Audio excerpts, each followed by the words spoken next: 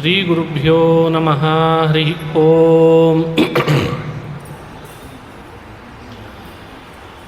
ಜನ್ಮಾದ್ಯಸ್ಯ ಯತೋನ್ಮಯಾದಿತರತಶ್ಚಾರ್ಥೇಷ್ವಭಿಜ್ಞಸ್ವರಾಟ್ ತೇನೇ ಬ್ರಹ್ಮಹೃದಾಯಾದಿಕವಯೇ ಮುಹ್ಯಂತಿ M ಸೂರಯಃ. ತೇಜೋ ವಾರಿಮೃದಾಂ ಯಥಾ ವಿನಿಮಯೋ ಯತ್ರ ತ್ರಿಸರ್ಗೋ ಮೃಷಾ ಧಾಮ್ನಾ ಸ್ವೇನ ಸದಾ ನಿರಸ್ತಕುಹಕಂ ಸತ್ಯಂ ಪರಂ ಧೀಮಹಿ. ಸೃಷ್ಟಿಸ್ಥಿತ್ಯಪ್ಯಯೇಹಾ ನಿಯತಿರ್ಹಿತಮೋ ಬಂಧಮೋಕ್ಷಾಶ್ಚ ಯಸ್ಮಾತ್ ಅಸ್ಯ ಶ್ರೀ ಬ್ರಹ್ಮರುದ್ರಪ್ರಭೃತಿಸುರನರದ್ವೀಷಶತ್ರುವಾತ್ಮಕಸ್ಯ ವಿಷ್ಣೋರ್ವ್ಯಸ್ತಾಃ ಸಮಸ್ತಾಃ ಸಕಲಗುಣನಿಧಿಃ ಸರ್ವದೋಷವ್ಯಪೇತಃ ಪೂರ್ಣಾನಂದೋ ವ್ಯಯೋ ಯೋ ಗುರುರಪಿ ಪರಮಃ ಚಿಂತಯೇತಂ ಮಹಾಂತಂ. ನಾರಾಯಣಂ ನಮಸ್ಕೃತ್ಯ ನರಂ ಚೈವ ನರೋತ್ತಮಂ ದೇವೀಂ ಸರಸ್ವತೀಂ ವ್ಯಾಸಂ ತತೋ ಜಯಮುದೀರಯೇತ್. ಅಭ್ರಮಂ ಭಂಗರಹಿತಂ ಅಜಡಂ ವಿಮಲಂ ಸದಾ ಆನಂದತೀರ್ಥಮತುಳಂ ಭಜೆ ತಾಪತ್ರಯಾಪಹಂ.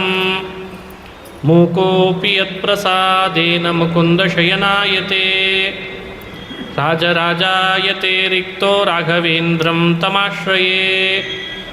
ಆಪಾದಮೌಲಿಪರ್ಯಂತಂ ಗುರುಣಾಮಾಕೃತಿಂ ಸ್ಮರೇತ್ ತೇನ ವಿಘ್ನಾಃ ಪ್ರಣಶ್ಯಂತಿ ಸಿದ್ಧ್ಯಂತಿ ಚ ಮನೋರಥಾಃ. ಶ್ರೀ ಹರಿವಾಯು ಗುರುಗಳ ಚರಣಾರವಿಂದಗಳಲ್ಲಿ ಭಕ್ತಿಪೂರ್ವಕ ಪ್ರಣಾಮಗಳನ್ನು ಅರ್ಪಿಸಿ ಶ್ರೀಮದ್ಭಾಗವತ ಮಹಾಪುರಾಣದ ಷಷ್ಠ ಸ್ಕಂಧದಲ್ಲಿ ಶಬಲಾಶ್ವ ಹರಿಯೇಶ್ವರನ ಕುರಿತು ನಾರದರು ಮಾಡಿದ ಪ್ರಶ್ನೋತ್ತರಗಳನ್ನು ಚಿಂತನೆ ಮಾಡ್ತಾ ಬಂದ್ವಿ. ಇದೊಂದು ಆಧ್ಯಾತ್ಮಿಕ ಪ್ರಶ್ನೋತ್ತರ ಅಂತ ತಿಳಿಸಿದರು. ಇದಾದ ಮೇಲೆ ಇದನ್ನು ನಾವು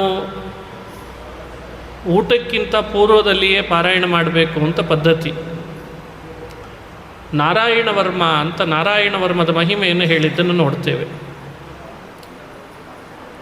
ವರ್ಮ ನಾರಾಯಣಾತ್ಮಕಂ. ವರ್ಮ ಅಂದರೆ ಕವಚ. ನಮ್ಮನ್ನು ರಕ್ಷಣೆ ಮಾಡಿಕೊಳ್ಳಿಕ್ಕೆ ಭಗವಂತನೇ ಕವಚದ ರೂಪದಲ್ಲಿ ಬಂದು ರಕ್ಷಣೆ ಮಾಡ್ತಾನೆ ಅಂತ ಹೇಳ್ತದೆ. ಇಂದ್ರ ಅಸುರರ ವಿರುದ್ಧ ಯುದ್ಧ ಮಾಡಿದಾಗ ಸೋಲು ಅನುಭವಿಸುವಂತಾಯಿತು. ಕಾರಣ ಇಷ್ಟೇ, ಗುರುಬಲ ಇಲ್ಲ. ಗುರುಗಳ ಬಲ ಇಲ್ಲ ಅಂದರೆ ಎಷ್ಟು ಪ್ರಯತ್ನ ಪಟ್ಟರೂ ಮನುಷ್ಯ ಸೋಲು ಅನುಭವಿಸ್ತಾನೆ, ಗೆಲ್ಲಾರ. ಯಾವ ಕೆಲಸಕ್ಕೆ ಕೈ ಹಾಕಿದರೂ ಗುರುಬಲ ಇಲ್ಲದೆ ಇದ್ದಾಗ ಸೋಲು ಅನುಭವಿಸ್ತಾನೆ. ವಿಶ್ವರೂಪಾಚಾರ್ಯರನ್ನು ಬದಲಾಯಿಸಿಕೊಂಡ ಗುರುಗಳನ್ನಾಗಿ. ಮೊದಲು ಅವನಿಗೆ ಗುರುಗಳಾದದ್ದು ಬೃಹಸ್ಪತಿಗಳು.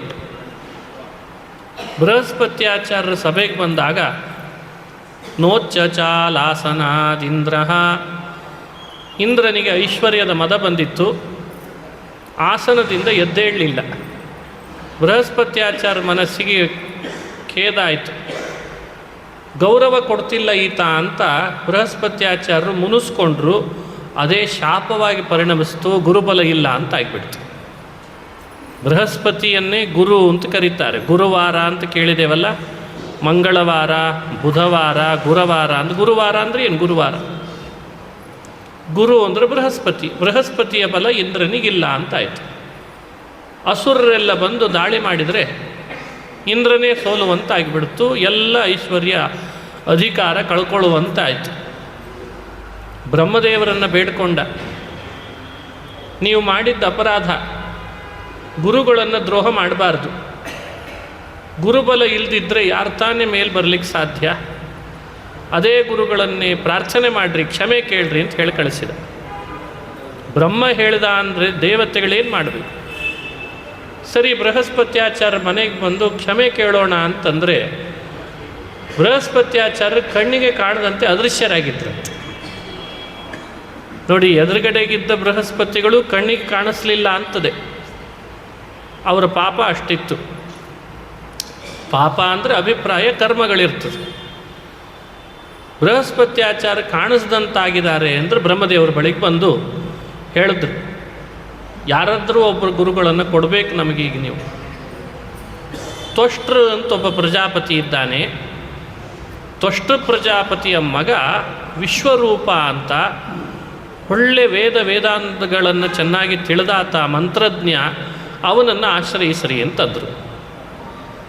ವಿಶ್ವರೂಪಾಚಾರ್ಯರನ್ನು ದೇವತೆಗಳು ಕೇಳ್ಕೊಳ್ಳಿಕ್ಕೆ ಬಂದರು, ನೀವು ನಮಗೆ ಗುರು ಆಗಬೇಕು, ಪುರೋಹಿತರಾಗಿ ಬರಬೇಕು ಅಂತ ಅವರನ್ನು ಬೇಡಿಕೊಂಡು, ಮೊದಲು ಅವರು ಒಲ್ಲೆ ಅಂದ್ರಂತೆ, ನಿಮಗೆ ನಾನು ಪೌರೋಹಿತ್ಯ ಮಾಡಿಸಬಾರ್ದು ಅಂತಿದ್ದೇನೆ, ಯಾರಿಗೂ ಮಾಡಿಸ್ಲಾರೆ, ಪೌರೋಹಿತ್ಯ ಮಾಡಿಸಿದರೆ ದಾನ ಧರ್ಮಗಳನ್ನು ತಗೊಂಡ್ರೆ ಪ್ರಾಯಶ್ಚಿತ್ತ ಹೆಚ್ಚು ಮಾಡಿಕೊಳ್ಬೇಕು ಅಂತಿದೆ ಶಾಸ್ತ್ರಗಳಲ್ಲಿ.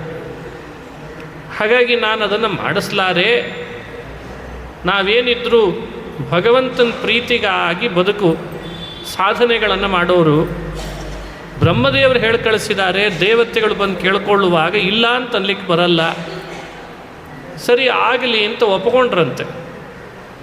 ಆ ವಿಶ್ವರೂಪಾಚಾರ್ಯರು ಪ್ರಾರಂಭದಲ್ಲಿ ಮನಸ್ಸಿಲ್ದಿದ್ರು, ಬ್ರಹ್ಮದೇವರ ಮಾತಿನಂತೆ ಒಪ್ಪಿ ಗುರುಗಳಾಗಲಿಕ್ಕೆ ಅಂತ ಬಂದರು. ಅವರು ಉಪದೇಶ ಮಾಡಿದ್ರಂತೆ ನಾರಾಯಣ ವರ್ಮ ಅಂತ ಸ್ತೋತ್ರವನ್ನು, ಮಂತ್ರವನ್ನು. ಅವರ ಉಪದೇಶವನ್ನು ಕೇಳಿದಂಥ ಇಂದ್ರ ತಾನೊಳ್ಳೆ ಸಿದ್ಧಿಪಡಿಸ್ಕೊಂಡು ಸಬಲನಾಗಿ ಸಶಕ್ತನಾಗಿ ಪುನಃ ಅಸುರರ ಜೊತೆಗೆ ಯುದ್ಧ ಮಾಡಿದಾಗ ಎಲ್ಲ ಅಸುರರನ್ನು ಸೆರೆಬಡಿಯುವಂತಾಯ್ತಂತೆ. ಯಯಾ ಗುಪ್ತ ಸಹಸ್ರಾಕ್ಷ ಸವಾಹಾನ್ ರಿಪು ಸೈನಿಕಾನ್ ಅಂತ ನಾರಾಯಣ ವರ್ಮದಲ್ಲಿ ಬರುವಂಥ ಮಾತು. ಇಂದ್ರ ಸಶಕ್ತನಾದದ್ದು, ಅಸುರರನ್ನು ಗೆದ್ದದ್ದು, ಪುನಃ ತನ್ನ ಅಧಿಕಾರವನ್ನು ಮರಳಿ ಪಡೆದದ್ದು, ಇದೆಲ್ಲ ನಾರಾಯಣ ವರ್ಮದ ಪ್ರಭಾವದಿಂದ. ಹಾಗಾಗಿ ಯಾರು ನಾರಾಯಣ ವರ್ಮವನ್ನು ಚೆನ್ನಾಗಿ ಪಾರಾಯಣ ಮಾಡ್ತಾರೆ ಅವರಿಗೆ ಒಳ್ಳೆ ಭಗವಂತನ ರಕ್ಷಣೆ ಸಿಗ್ತದೆ. ಈ ನಾರಾಯಣ ವರ್ಮವನ್ನು ಅಂಗನ್ಯಾಸ ಕರನ್ಯಾಸದೊಂದಿಗೆ ಮಂತ್ರವನ್ನು ಪಾರಾಯಣ ಮಾಡಬೇಕು, ಜಪ ಮಾಡಬೇಕು ಅಂತ ಭಾಗವತನು ಹೇಳ್ತದೆ. ಗುರುಗಳಿಂದ ಉಪದೇಶ ಪಡ್ಕೊಂಡು ಇದನ್ನು ಜಪ ಮಾಡಬೇಕು, ಉಪದೇಶ ಪಡೆಯದೇ ಮಾಡಬಾರ್ದು ಅಂತ ಹೇಳು ಕೂಡ ತಿಳಿಸ್ತದೆ. ನಾರಾಯಣ ವರ್ಮದ ಫಲವನ್ನು ಹೇಳುವಾಗ ಒಂದು ಮಹಿಮೆ ಹೇಳಿದ್ದಾರೆ. ಹಿಂದೆ ಒಬ್ಬ ಕೌಶಿಕ ಅಂತ ವಿಪ್ರ, ಕೌಶಿಕ ಗೋತ್ರದಲ್ಲಿ ಬಂದಾತ ವಿಮಾನದಲ್ಲಿ ಅವನು ಕೌಶಿಕ ವಿಪ್ರ ಇದ್ದ, ಅವನು ಒಳ್ಳೆ ನಾರಾಯಣ ವರ್ಮದ ಸಿದ್ಧಿ ಪಡ್ಕೊಂಡವನು. ಚಿತ್ರರಥ ಅಂತ ಒಬ್ಬ ಗಂಧರ್ವ ಇದ್ನಂತ ಇನ್ನೊಬ್ಬ. ಆ ಚಿತ್ರರಥ ಗಂಧರ್ವ ತಾನು ವಿಮಾನದಲ್ಲಿ ತನ್ನ ಹೆಂಗೆಳೆಯರನ್ನು ಕರ್ಕೊಂಡು ಆಕಾಶದಲ್ಲಿ ಸಂಚಾರ ಮಾಡ್ತಾ ಇದ್ದ. ಇದ್ದಕ್ಕಿದ್ದಾಗೆ ಒಂದು ಪ್ರದೇಶದಲ್ಲಿ ವಿಮಾನ ಸಮೇತ ಕೆಳಗೆ ಬಿದ್ದ. ವಿಮಾನ ಸಮೇತ ಕೆಳಗೆ ಬಿದ್ದಾಗ ಅವನಿಗೆ ಆಶ್ಚರ್ಯ, ಯಾಕೆ ಬಿದ್ದೆ ಅಂತ. ಕೆಳಗೆ ನೋಡ್ತಾನೆ, ಏನಿಲ್ಲ, ಮರಳುಗಾಡಿನಲ್ಲಿ ಕೆಳಗೆ ಬೀಳಲಿಕ್ಕೆ ಏನು ಕಾರಣ? ಅಲ್ಲೇ ಹತ್ತಿರದಲ್ಲಿ ವಾಲಕಿಲ್ಯ ಅಂತ ಋಷಿಗಳಿದ್ರಂತೆ. ಆ ವಾಲಕಿಲ್ಯರನ್ನು ಹೋಗಿ ವಿಚಾರಿಸಿದ, ನಾನು ಯಾಕೆ ಬಿದ್ದೆ? ವಾಲಕಿಲ್ಯರು ಹೇಳ್ತಾರೆ, ನೋಡು, ನೀನು ಎಲ್ಲಿ ಬಿದ್ದೆಯಲ್ಲ ಆ ಜಾಗದಲ್ಲಿ ಕೌಶಿಕ ಅನ್ನುವಂಥ ವಿಪ್ರ ನಾರಾಯಣ ವರ್ಮವನ್ನು ಚೆನ್ನಾಗಿ ಸಿದ್ಧಿಪಡಿಸ್ಕೊಂಡಾತ, ಅದನ್ನೇ ಪಾರಾಯಣ ಮಾಡ್ತಾ ಮಾಡ್ತಾ ದೇಹ ಬಿಟ್ಟಿದ್ದ. ಅವನಿಗೆ ಬಂಧು ಬಳಗ ಯಾರೂ ಇರಲಿಲ್ಲ, ಅವನ ದೇಹಕ್ಕೆ ಸಂಸ್ಕಾರ ಆಗಲಿಲ್ಲ, ಅಸ್ಥಿಗಳೆಲ್ಲ ಹಾಗೇ ಇದ್ದಾವೆ. ನೀನು ಆ ಅಸ್ಥಿಗಳನ್ನು ಆಕಾಶದಲ್ಲಿ ಹೋಗುವಾಗ ದಾಟಿದಿ, ಅದಕ್ಕೆ ಬಿದ್ರಿ ಅಂತಂದ್ರಂತೆ. ಹೀಗೆ ಚಿತ್ರರಥನಿಗೆ ವಾಲಕಿಲ್ಯ ಅನ್ನುವಂಥ ಋಷಿಗಳು ಆ ಕೌಶಿಕ ವಿಪ್ರನ ಬಗ್ಗೆ ವಿವರಣೆ ಕೊಟ್ಟು ನಾರಾಯಣ ವರ್ಮದ ಪ್ರಭಾವ ಇದು ಅಂತ ಹೇಳಿಬಿಟ್ರು. ಆಗ ಆ ಚಿತ್ರರಥ ಏನು ಮಾಡ್ತಾನೆ, ಇಲ್ಲಿ ಅವನ ಅಸ್ಥಿಗಳಿದೆನಾ ಅಂತ ಹುಡುಕಿ ತೆಗಿತಾನೆ. ಅದನ್ನು ತಾನೇ ಕೈಯಾರೆ ಎತ್ತುಕೊಂಡು ಹೋಗಿ ಗಂಗೆಯಲ್ಲಿ ವಿಸರ್ಜನೆ ಮಾಡ್ತಾನೆ. ಕೌಶಿಕ ವಿಪ್ರನಿಗೆ ಮುಕ್ತಿ ಕೊಡಿಸ್ತಾನೆ ಅಂತ ಕಥೆ. ಈ ಚರಿತ್ರೆಯನ್ನು ಹೇಳಿ ನಾರಾಯಣ ವರ್ಮದ ಮಹಿಮೆ ಏನು ಅಂತ ಅರ್ಥ ಮಾಡಿಸ್ತಾರೆ ಭಾಗವತದಲ್ಲಿ. ನಾವು ಅದನ್ನು ಚಿಂತನೆ ಮಾಡಬೇಕು ಚೆನ್ನಾಗಿ. ಏನಿದರ ಸಂದೇಶ? ಚಿತ್ರರಥ ಅಂದರೆ ಗಂಧರ್ವರಲ್ಲಿ ಭಗವಂತನ ವಿಭೂತಿ ರೂಪ ಇರೋದು ಅಲ್ಲೇ ಅಂತ. ಭಗವದ್ಗೀತೆಯಲ್ಲಿ ಗಂಧರ್ವಾಣಾಂ ಚಿತ್ರರಥ ಅಂತ ಹೇಳಿದ್ದಾರೆ. ಹಾಗಾದರೆ ಚಿತ್ರರಥ ವಿಮಾನದಿಂದ ಕೆಳಗೆ ಬಿದ್ದ ಅಂದರೆ ಅಭಿಪ್ರಾಯ ಚಿತ್ರರಥನ ರೂಪದಲ್ಲಿದ್ದ ಪರಮಾತ್ಮನೇ ಬಿದ್ದಂತೆ ನಟಿಸಿದ್ನಂತೆ. ಯಾಕೆ ಅಂದರೆ ಯಾರು ನಾರಾಯಣ ವರ್ಮ ಪಾರಾಯಣ ಮಾಡ್ತಿರ್ತಾರೆ ಅವರಿಗೆ ಸದ್ಗತಿ ಕೊಡಿಸೋ ಜವಾಬ್ದಾರಿ ನಂದು ಅಂತ ತೋರಿಸ್ಬೇಕಿತ್ತಂತೆ. ಕೆಲವರಿಗೆ ಮಕ್ಕಳಿಲ್ಲ, ಇದ್ದರೂ ಇಲ್ಲದೆ ಇರೋ ಹಂಗಿದ್ದಾರೆ ಕೆಲವರಿಗೆ ಮಕ್ಕಳು, ಕೆಲವರಿಗೆ ಬಂಧು ಬಳಗಗಳಿಲ್ಲ, ಕೆಲವರಿಗೆ ಸಂಸ್ಕಾರ ಮಾಡೋರಿಲ್ಲ. ಅವ್ರು ಯಾರು ಭಯಪಡೋ ಕಾರಣ ಇಲ್ಲ. ಯಾಕೆ? ಚಿತ್ರರಥನ ರೂಪದಲ್ಲಿ ಕೌಶಿಕ ವಿಪ್ರನಿಗೆ ಸದ್ಗತಿ ಕೊಟ್ಟಂತೆ ನಮಗೆಲ್ಲ ಸದ್ಗತಿ ಕೊಡಲಿಕ್ಕೆ ಭಗವಂತ ನಾರಾಯಣನ ರೂಪದಲ್ಲಿ ಇರ್ತಾನಂತೆ. ಹಾಗಾಗಿ ದಿನಾ ನಾರಾಯಣ ವರ್ಮವನ್ನು ಪಾರಾಯಣ ಮಾಡಬೇಕು. ಭಯ ಪರಿಹಾರ ಆಗಿಬಿಡ್ತದೆ, ಆತಂಕ ದೂರ ಆಗ್ತದೆ, ಕಳವಳ ದೂರ ಆಗ್ತದೆ. ಕನ್ನಡದಲ್ಲಿ ಒಂದು ನಾರಾಯಣ ವರ್ಮ ಅಂತ ರಾಜರು ಮಾಡಿಕೊಟ್ಟದ್ದು ಇದೆ. ಸ್ತ್ರೀಯರಿಗೆ ಅದನ್ನು ಚೆನ್ನಾಗಿ ಪಾರಾಯಣ ಮಾಡಲಿಕ್ಕೆ ಅವಕಾಶ ಇದೆ. ಪುರುಷರಿಗೆ ಗುರು ಉಪದೇಶ ತಗೊಂಡು ಅಂಗನ್ಯಾಸ ಕರನ್ಯಾಸದೊಂದಿಗೆ ಪಾರಾಯಣ ಮಾಡಲಿಕ್ಕೆ ಅವಕಾಶ ಇದೆ. ಹರಿರ್ವಿದಧ್ಯಾನ್ ಮಮ ಸರ್ವರಕ್ಷಾಂ ನ್ಯಸ್ತಾಂಘ್ರಿ ಪದ್ಮಃ ಪತಗೇಂದ್ರ ಪೃಷ್ಠೇ ದರಾರಿ ಚರ್ಮಾಸಿ ಗದೇಶು ಚಾಪ ಪಾಶಾನ್ ದಧಾನೋಷ್ಟಗುಣೋಷ್ಟ ಬಾಹು ಜಲೇಶು ಮಾಯಾ ವಟುವಾ ಮನೋವ್ಯಾತ್ ಜಲೇಶು ಮಾಂ ರಕ್ಷತು ಮತ್ಸ್ಯಮೂರ್ತಿ ಯಾದೋ ಗಣೇಭ್ಯೋ ವರುಣಸ್ಯ ಪಾಶಾತ್ ಸ್ಥಳೇ ಚ ಮಾಯಾ ವಟುವಾ ಮನೋವ್ಯಾತ್ ತ್ರಿವಿಕ್ರಮಃ ಖೇವತು ವಿಶ್ವರೂಪಃ ದುರ್ಗೇಶ್ವಟವ್ಯಾಜಿಮುಖಾದಿಷು ಪ್ರಭುಃ ಪ್ರಾಯಾನ್ ನೃಸಿಂಹೋ ಸುರಯೂಥ ಪಾರಿಃ ವಿಮುಂಚತೋ ಯಸ್ಯ ಮಹಾಟ್ಟಹಾಸಂ ದಿಶೋ ವಿನೇದುಃ ನ್ಯಪತಂಶ್ಚ ಗರ್ಭಾಃ ರಕ್ಷತ್ವ ಸೋಮಾಧ್ವನಿ ಯಜ್ಞಕಲ್ಪಃ ಸ್ವದಂಷ್ಟ್ರಯೋನ್ನೀತಧರೋ ವರಾಹಃ ರಾಮೋದ್ರಿಕೂಟೇಶ್ವಥ ವಿಪ್ರವಾಸೇ ಸಲಕ್ಷ್ಮಣೋ ವ್ಯಾದ್ಭರತಾಗ್ರಜೋ ಮಾಮುಗ್ರಧನ್ವಾಖಿಲ ಪ್ರಮಾದಾತ್ ನಾರಾಯಣಃ ಪಾತು ನರಶ್ಚ ಹಾಸಾತ್ ದತ್ತಸ್ತ್ವಯೋಗಾದಥ ಯೋಗನಾಥಃ ಪಾಯಾದ್ಗುಣೇಶಃ ಕಪಿಲಃ ಕರ್ಮಬಂಧಾತ್ ಸನತ್ಕುಮಾರೋವತು ವಾಮನೋವ್ಯಾತ್ ಅಥವಾ ಸನತ್ಕುಮಾರೋವತು ಕಾಮದೇವಾತ್ ಹಯಶೀರ್ಷೋ ಮಾಂ ಪಥಿದೇವಹೇಳನಾತ್ ದೇವರ್ಷಿವರ್ಯಃ ಪುರುಷಾಂತರಾರ್ಚನಾತ್ ಕೂರ್ಮೋ ಹರಿರ್ಮಾಂ ನಿರಯಾದಶೇಷಾತ್ ಧನ್ವಂತರಿರ್ಭಗವಾನ್ ಪಾತ್ವಪಥ್ಯಾತ್ ದ್ವಂದ್ವಾತ್ ಭಯಾದ್ ವೃಷಭೋ ನಿರ್ಜಿತಾತ್ಮ ಯಜ್ಞಶ್ಚ ಲೋಕಾದಥ ತತ್ಕೃತಾನ್ನೋ ಬಲೋ ಗಣಾತ್ ಕ್ರೋಧವಶಾದಹೀಂದ್ರಃ ದ್ವೈಪಾಯನೋ ಭಗವಾನ್ ಸಂಪ್ರಮೋಹಾತ್ ಬುದ್ಧಸ್ತು ಪಾಷಂಡಗಣಾತ್ ಪ್ರಮಾದಾತ್ ಕಲ್ಕೀ ಕಲೇಃ ಕಾಲಮಲಾತ್ ಪ್ರಪಾತು ಧರ್ಮಾವನಾಯೋರು ಕೃತಾವತಾರಃ ಮಾಂ ಕೇಶವೋ ಗದಯಾ ಪ್ರಾತರವ್ಯಾತ್ ಗೋವಿಂದ ಆಸಂಗವಮಾತ್ತವೇಣುಃ ನಾರಾಯಣಃ ಪಾತು ಸದಾತ್ತಶಕ್ತಿಃ ಮಧ್ಯಂ ದಿನೇ ವಿಷ್ಣು ರರೀಂದ್ರಪಾಣಿಃ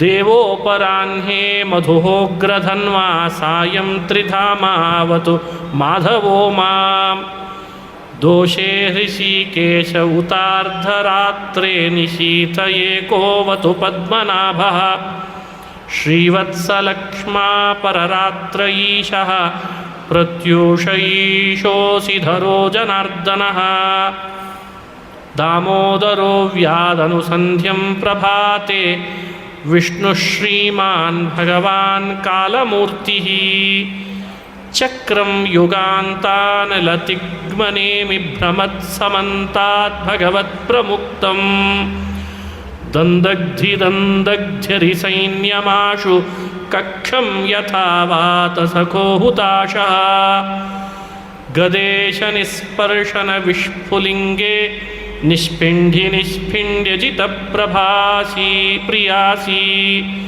ಕೂಷ್ಮಾಂಡವೈನಾಯಕ ಯಕ್ಷರಕ್ಷೋ ಭೂತಗ್ರಹಾಶ್ಚೂರ್ಣಯ ಚೂರ್ಣಯಾರೀನ್ ತ್ವಂ ಯಾತು ಧಾನ ಪ್ರಮಥ ಪ್ರೇತಮಾತ್ರ ಪಿಶಾಚ ವಿಪ್ರಗ್ರಹ ಘೋರದೃಷ್ಟೀನ್ ಧರೇಂದ್ರ ವಿದ್ರಾವಯ ಕೃಷ್ಣಪೂರಿತೋ ಭೀಮಸ್ವನೋ ರೀನ್ ಹೃದಯಾನಿ ಕಂಪಯನ್ ತ್ವಂ ತಿಗ್ಮಧಾರಾಸಿ ವರಾರಿ ಸೈನ್ಯಮೀಶ ಪ್ರಯುಕ್ತೋ ಮಮ ಛಿಂದಿ ಚಕ್ಷೂಂಷಿ ಚರ್ಮಚ್ಛತ ಚಂದ್ರ ಛಾದಯದ್ವಿಷಾಮಘಂನೋ ಹರಪಾಪ ಚಕ್ಷುಷಾಂ. ಹೀಗೆ ಇದು ನಾರಾಯಣ ವರ್ಮ ಅಂತ ಮಂತ್ರ. ಇದನ್ನು ದಿನನಿತ್ಯ ಯಾರು ಪಾರಾಯಣ ಮಾಡ್ತಾರೆ ಇಷ್ಟೋ ತನಕ ಹೇಳಿದ ಇಷ್ಟು ಶ್ಲೋಕಗಳನ್ನು ನಾನು ನೋಡಿದೆ, ಈಗ ಓದಿದೆ. ಇನ್ನು ಕೆಲವು ಅನುಷ್ಠುಪ್ ಶ್ಲೋಕಗಳು ಮುಂದಿಂದಿದ್ದಾವೆ.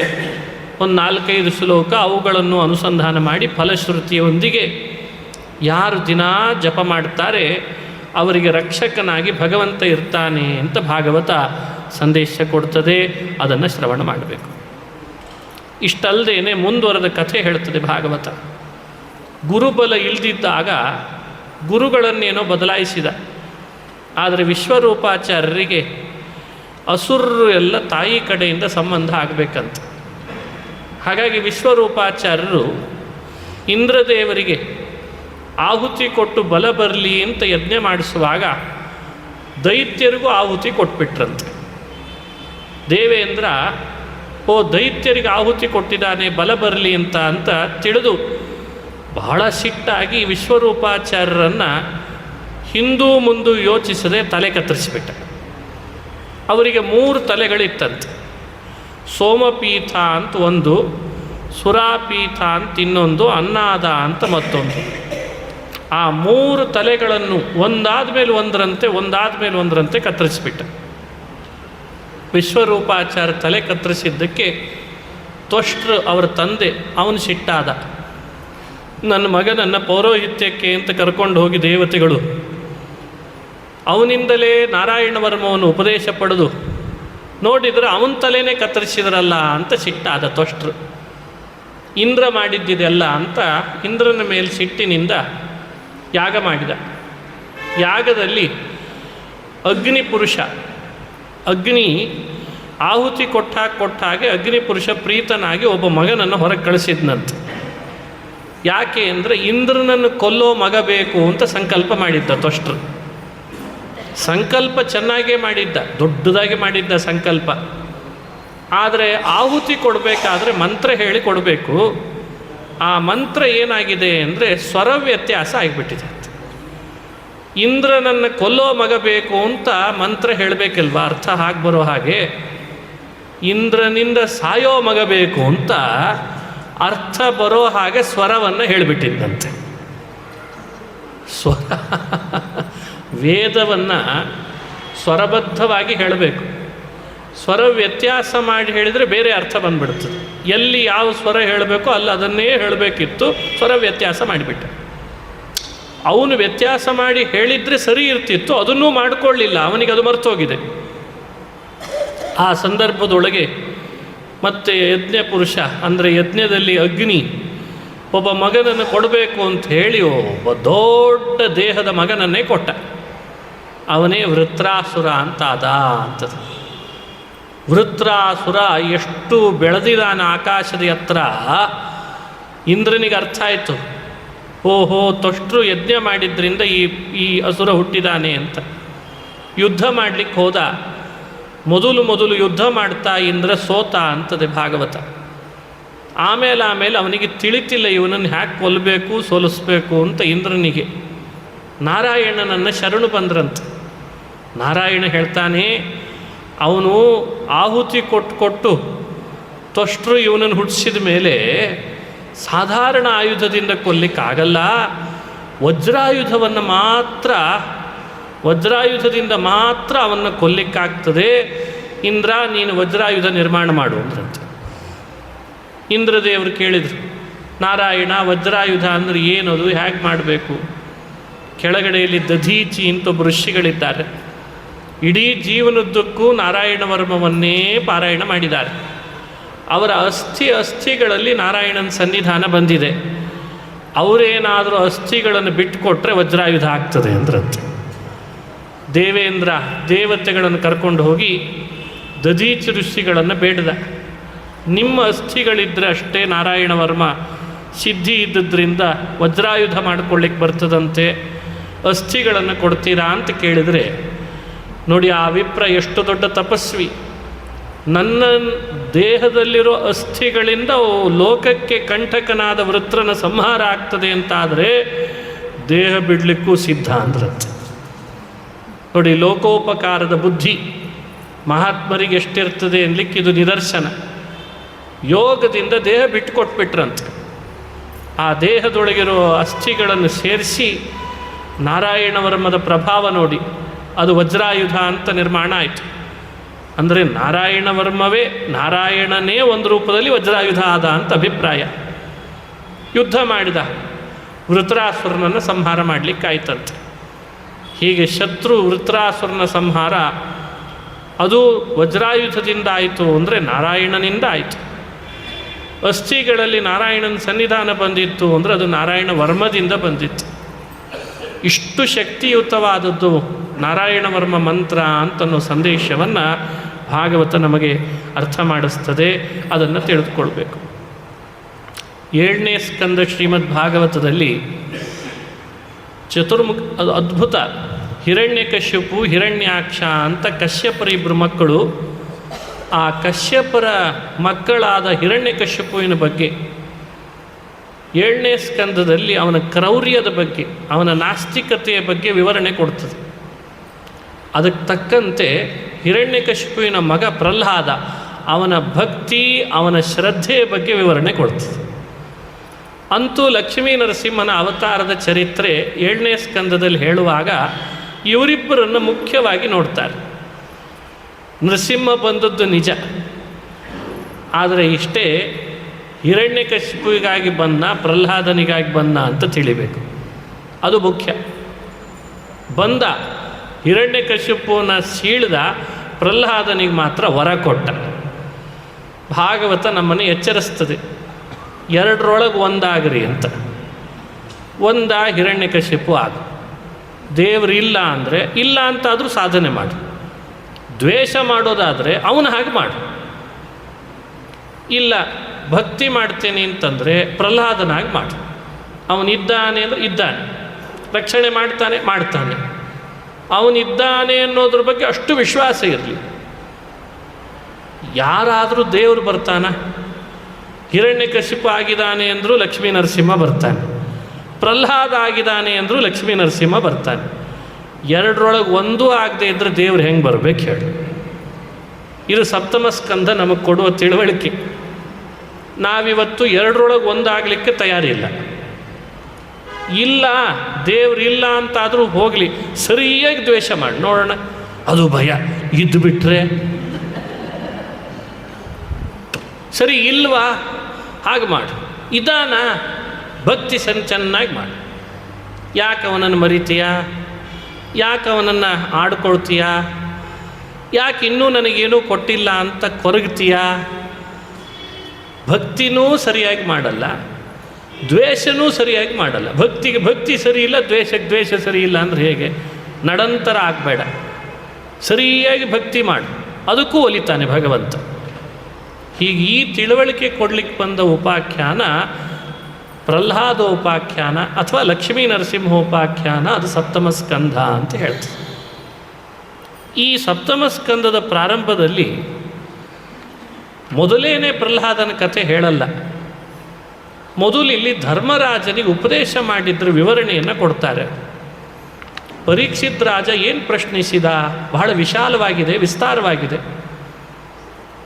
ದೇವರ ಚರಿತ್ರೆ ಕೇಳುವಾಗ ದೇವತೆಗಳಿಗೋಸ್ಕರ ಭಗವಂತ ಅಸುರರನ್ನು ಯುದ್ಧ ಮಾಡಿ ಸೋಲಿಸಿದ, ಕೊಂದ ಅಂತ ಕಥೆಗಳು ಹೇಳ್ತಾರೆ. ಇನ್ನೊಂದು ಕಡೆಯಲ್ಲಿ ಭಗವಂತನನ್ನು ಸಮ ಅಂತ ಹೇಳ್ತಾರೆ. ದೇವತೆಗಳಿಗೋಸ್ಕರ ಭಗವಂತ ಯುದ್ಧ ಮಾಡಿದ ಅಂದರೆ ದೇವತೆಗಳಿಗೋಸ್ಕರ ಅಂದದ್ದಕ್ಕೆ ವಿಷಮನಾಗ್ತಾನೆ, ಸಮ ಹೇಗಾಗ್ತಾನೆ ಅಂತ ಪ್ರಶ್ನೆ. ಒಬ್ಬರಿಗೋಸ್ಕರ ಒಂದು ಮಾಡಿದ ಅಂದರೆ ಅವರಿಗೋಸ್ಕರ ಇದ್ದಾನೆ, ಮೀಸಲಾದ. ದೈತ್ಯರನ್ನು ಕೊಂದ ಅಂದರೆ ದೈತ್ಯರ ವಿಷಯದಲ್ಲಿ ಭಗವಂತನಿಗೆ ಪ್ರಿಯ ಇಲ್ಲ, ಅಪ್ರಿಯ ಇದೆ, ದ್ವೇಷ ಇದೆ ಅಂತ ಅರ್ಥ ಆಯಿತು. ಇದನ್ನು ಯೋಚನೆ ಮಾಡಬೇಕು ನಾವಿವತ್ತು. ಹಾಗಾದರೆ ಭಗವಂತನು ನಮ್ಮಂತೆ ವಿಷಮನ ಅಥವಾ ಪರಮಾತ್ಮ ಸಮನ? ಈ ಪ್ರಶ್ನೆ ನನಗೆ ಬಂದಿದೆ, ಪರಿಹಾರ ಮಾಡ್ರಿ ಅಂತ ಪರೀಕ್ಷಿತ್ ರಾಜ ಶುಕಾಚಾರ್ಯರನ್ನು ಕೇಳಿದ. ಈ ಥರದ್ದೇ ಪ್ರಶ್ನೆ ಹಿಂದೆನೂ ಬಂದಿತ್ತು. ಧರ್ಮರಾಜನಿಗೆ ಉಪದೇಶ ಮಾಡುವಾಗ ಅದನ್ನೇ ನಿನಗೆ ಹೇಳ್ತೀನಿ ಅಂತ ಪ್ರಾರಂಭ ಮಾಡಿದ್ರಂತೆ. ನಾರದ ಧರ್ಮರಾಜರ ಸಂವಾದವನ್ನು ಇಟ್ಟುಕೊಂಡು ಸಪ್ತಮ ಸ್ಕಂದ ನಮಗೆ ವಿವರಣೆ ಕೊಡ್ತದೆ. ಹಿಂದೆ ಬಾಯಿಗೆ ಬಂದ ಹಾಗೆ ಕೃಷ್ಣನನ್ನು ಬೈದವನು ಶಿಶುಪಾಲ. ಅಂಥ ಶಿಶುಪಾಲನೊಟ್ಟಿಗೆ ಕೃಷ್ಣ ಯುದ್ಧ ಮಾಡಿದ ಕಥೆ ಬರ್ತದೆ. ಯುದ್ಧ ಮಾಡ್ತಾ ಮಾಡ್ತಾ ಶಿಶುಪಾಲನನ್ನು ಕೊಂದ, ಕೃಷ್ಣ ಕೊಂದ. ಅವನ ದೇಹದೊಳಗಿರೋ ಜ್ಯೋತಿ ಎಲ್ಲರೂ ನೋಡ್ತಿರ್ಲಿಕ್ಕೇನೆ ಶಿಶುಪಾಲನ ದೇಹದಿಂದ ಹೊರಬಂದದ್ದು ಕೃಷ್ಣನ ದೇಹದೊಳಗೆ ಸೇರ್ಕೊಂಡ್ಬಿಡ್ತಂತೆ.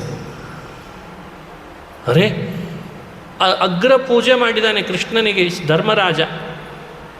ಅದನ್ನು ನೋಡೇ ಇವನಿಗೆ ಸಿಟ್ಟು ಬಂತು ಶಿಶುಪಾಲನಿಗೆ.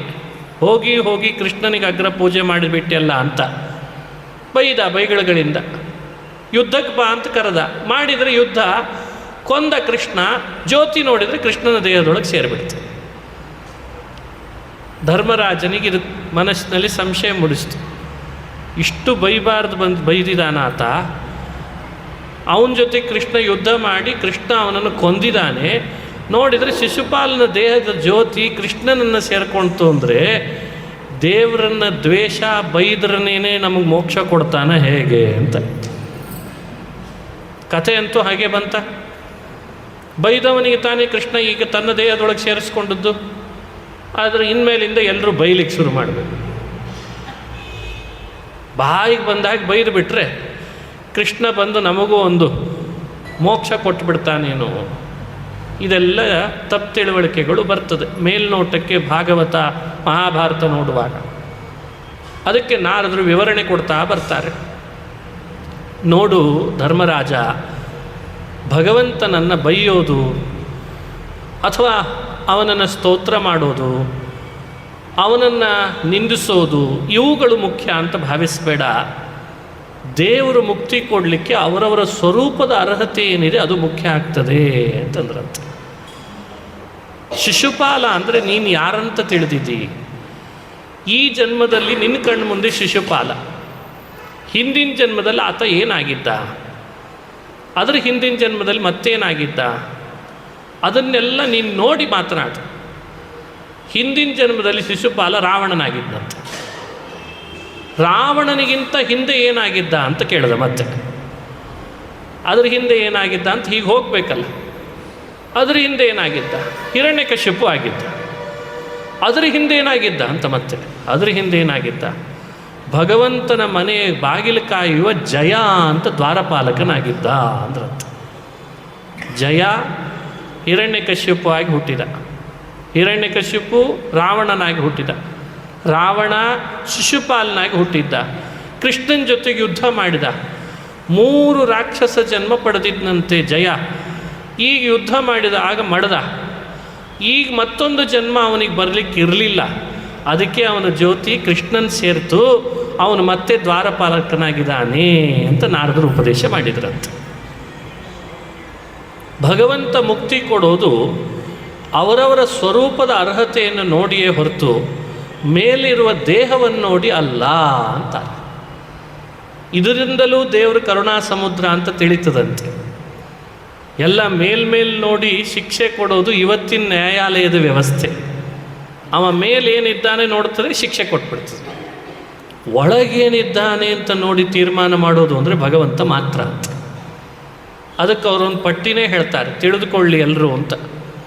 ಗೋಪ್ಯ ಕಾಮಾತ್ ಭಯಾತ್ ಕಂಸಃ ದ್ವೇಷಾತ್ ಚೈದ್ಯಾದಯೋ ನೃಪಾಃ ಸಂಬಂಧಾತ್ ವೃಷ್ಣಯ ಯೂಯಂ ವಯಂ ಭಕ್ತ್ಯ. ಇದು ನಾರದರು ಹೇಳುವ ಮಾತು. ಗೋಪಿಕಾಸ್ತ್ರೀಯರು ಕೃಷ್ಣನಲ್ಲಿ ಮೇಲ್ನೋಟಕ್ಕೆ ನಮಗೇನು ಅನ್ನಿಸ್ತದೆ? ಕಾಮದಿಂದ ಕರೆದರು ಅಂತ ಕರೆಸ್ತದೆ. ಕಾಮಾತುರತೆಯಿಂದ ಕೃಷ್ಣನನ್ನು ಕರೆದರು. ಆದರೆ ವಾಸ್ತವಿಕ ಸಂಗತಿ ಕಾಮ ಮುಖವಾಡ ಅಂತ. ಒಳಗಡೆ ಸ್ವಭಾವದಿಂದ ಅವರೆಲ್ಲ ಭಕ್ತರಾಗಿದ್ರಂತೆ. ಅದಕ್ಕೆ ಕೃಷ್ಣ ಅವರಿಗೆ ಮುಕ್ತಿ ಕೊಟ್ಟಿದ್ದಾನೆ, ಅಂಗಸಂಗ ಕೊಟ್ಟಿದ್ದಾನೆ. ಎಲ್ಲ ಗೋಪಿಕಾಸ್ತ್ರೀಯರು ಜನ್ಮಾಂತರದಲ್ಲಿ ಅಪ್ಸರೆಯರಂತೆ. ದೇವಲೋಕದಲ್ಲಿ ಅಪ್ಸರೆಯರಿಗೆ ಒಂದು ಸ್ಥಾನ ಬೇರೆ ಕೊಟ್ಟಿದ್ದಾರೆ. ಅವರಿಗೆ ಪ್ರತ್ಯೇಕವಾಗಿ ವಿವಾಹ ಮಾಡಿಕೊಂಡು ನಿಯತಪತಿ ಅಂತ ಇಲ್ಲಂತೆ. ಹಾಗಾಗಿ ಅವರಿಗೆ ಅಪ್ಸರೆಯರಾದ್ದರಿಂದ ನಿಯತಪತಿ ಅನ್ನೋ ವ್ಯವಸ್ಥೆ ಇಲ್ಲದಿದ್ದರಿಂದ ಒಂದೊಂದು ವರ್ಷ ನಿಗದಿತವಾಗಿ ಒಬ್ಬೊಬ್ಬ ದೇವತೆಗಳ ಮನೆಯಲ್ಲಿ ಸೇವೆ ಮಾಡಿಕೊಂಡಿರ್ತಾರಂತೆ, ತಮಗಿಂತ ಉತ್ತಮ ದೇವತೆಗಳ ಮನೆಯೊಳಗೆ. ಅದೇ ಅವರ ಕಾಯಕ. ಆದರೆ ಅವರಿಗೆ ಜ್ಞಾನ ಇಲ್ಲ, ಭಕ್ತಿ ಇಲ್ಲ ಅಂತ ನಾವು ಭಾವಿಸಬಾರ್ದು. ಅವರು ಶುದ್ಧರೇ, ಅವರ ಅಶ್ಲೀಲ ಅಸಹ್ಯ ಅಂತ ಭಾವಿಸಬಾರ್ದು. ಇತ್ತೀಚೆಗೆ ಚಾನೆಲ್ಗಳ ಮೂಲಕವಾಗಿ ಅವರ ಬಗ್ಗೆ ತಪ್ಪು ಚಿತ್ರಣ ಕೊಡಲಿಕ್ಕೆ ಶುರು ಮಾಡಿದ್ದಾರೆ. ಅಲ್ಲಿ ಶೃಂಗಾರ ಇದೆ, ಸೌಂದರ್ಯ ಇದೆ, ಅನುರಾಗ ಇದೆ, ಆದರೆ ಭಗವಂತನ ಬಗ್ಗೆ ವಿಶೇಷ ಜ್ಞಾನ, ಭಕ್ತಿ, ವೈರಾಗ್ಯ ಎಲ್ಲ ಇದೆ ಅಂತ ಹೇಳ್ತಾರೆ. ಹಾಗಾಗಿ ಅಪ್ಸರೆಯರು ಅಂದರೆ ನಾವು ನೀವು ತಿಳಿದ ಲೋಕದಲ್ಲಿರುವ ಬೇರೆ ಬೇರೆ ಯಾರೋ ದುಷ್ಟ ಸ್ತ್ರೀಯರಿಗೆ ಹೋಲಿಸಿ ನಾವು ಅವರನ್ನು ನೋಡಬಾರ್ದು ಅಂತಂತಾರೆ, ಎಚ್ಚರಿಕೆ ಕೊಡ್ತಾರೆ. ಅವರಿಗೊಮ್ಮೆ ಆಸೆ ಆಯಿತು, ನಾವ್ಯಾಕೆ ಭಗವಂತನ ಅಂಗಸ್ಪರ್ಶ ಮಾಡಿಸ್ಕೊಳ್ಬಾರ್ದು ಅಂತ. ಚಿನ್ಮಯಾವ, ಚಿನ್ಮಯನಾದ ಆನಂದ ರೂಪನಾದ ಶ್ರೀಹರಿ ನಮ್ಮನ್ನು ಯಾಕೆ ಸ್ಪರ್ಶ ಮಾಡಲ್ಲ? ದೇವರ ಸ್ಪರ್ಶ ಆಗಲಿ ಅಂತ ಆಸೆ ಅಂತ ಅವರಿಗೆ. ಅಷ್ಟು ಅದ್ಭುತ ಭಗವಂತನ ಸ್ಪರ್ಶ ಎಲ್ರಿಗೂ ಸಿಗಲ್ಲ. ಸಾವಿರಾರು ವರ್ಷ ತಪಸ್ಸು ಮಾಡಿದರು. ದೇವರು ಪ್ರಕಟನಾದ, ಏನು ಬೇಕು ಅಂತ ಕೇಳ್ದ. ಇಷ್ಟು ದಿನಗಳಾಯಿತು ನಾವೆಲ್ಲ ಒಬ್ಬೊಬ್ಬ ದೇವತೆಗಳ ಮನೆಯಲ್ಲಿ ಸೇವೆ ಮಾಡಿಕೊಂಡಿದ್ದೇವೆ, ನಮಗೀಗ ಆಸೆ ಆಗ್ತಿದೆ, ನೀನು ಒಂದ್ಸಲಿ ನಮ್ಮನ್ನು ಸ್ಪರ್ಶ ಮಾಡು ಅನ್ನಂತೆ.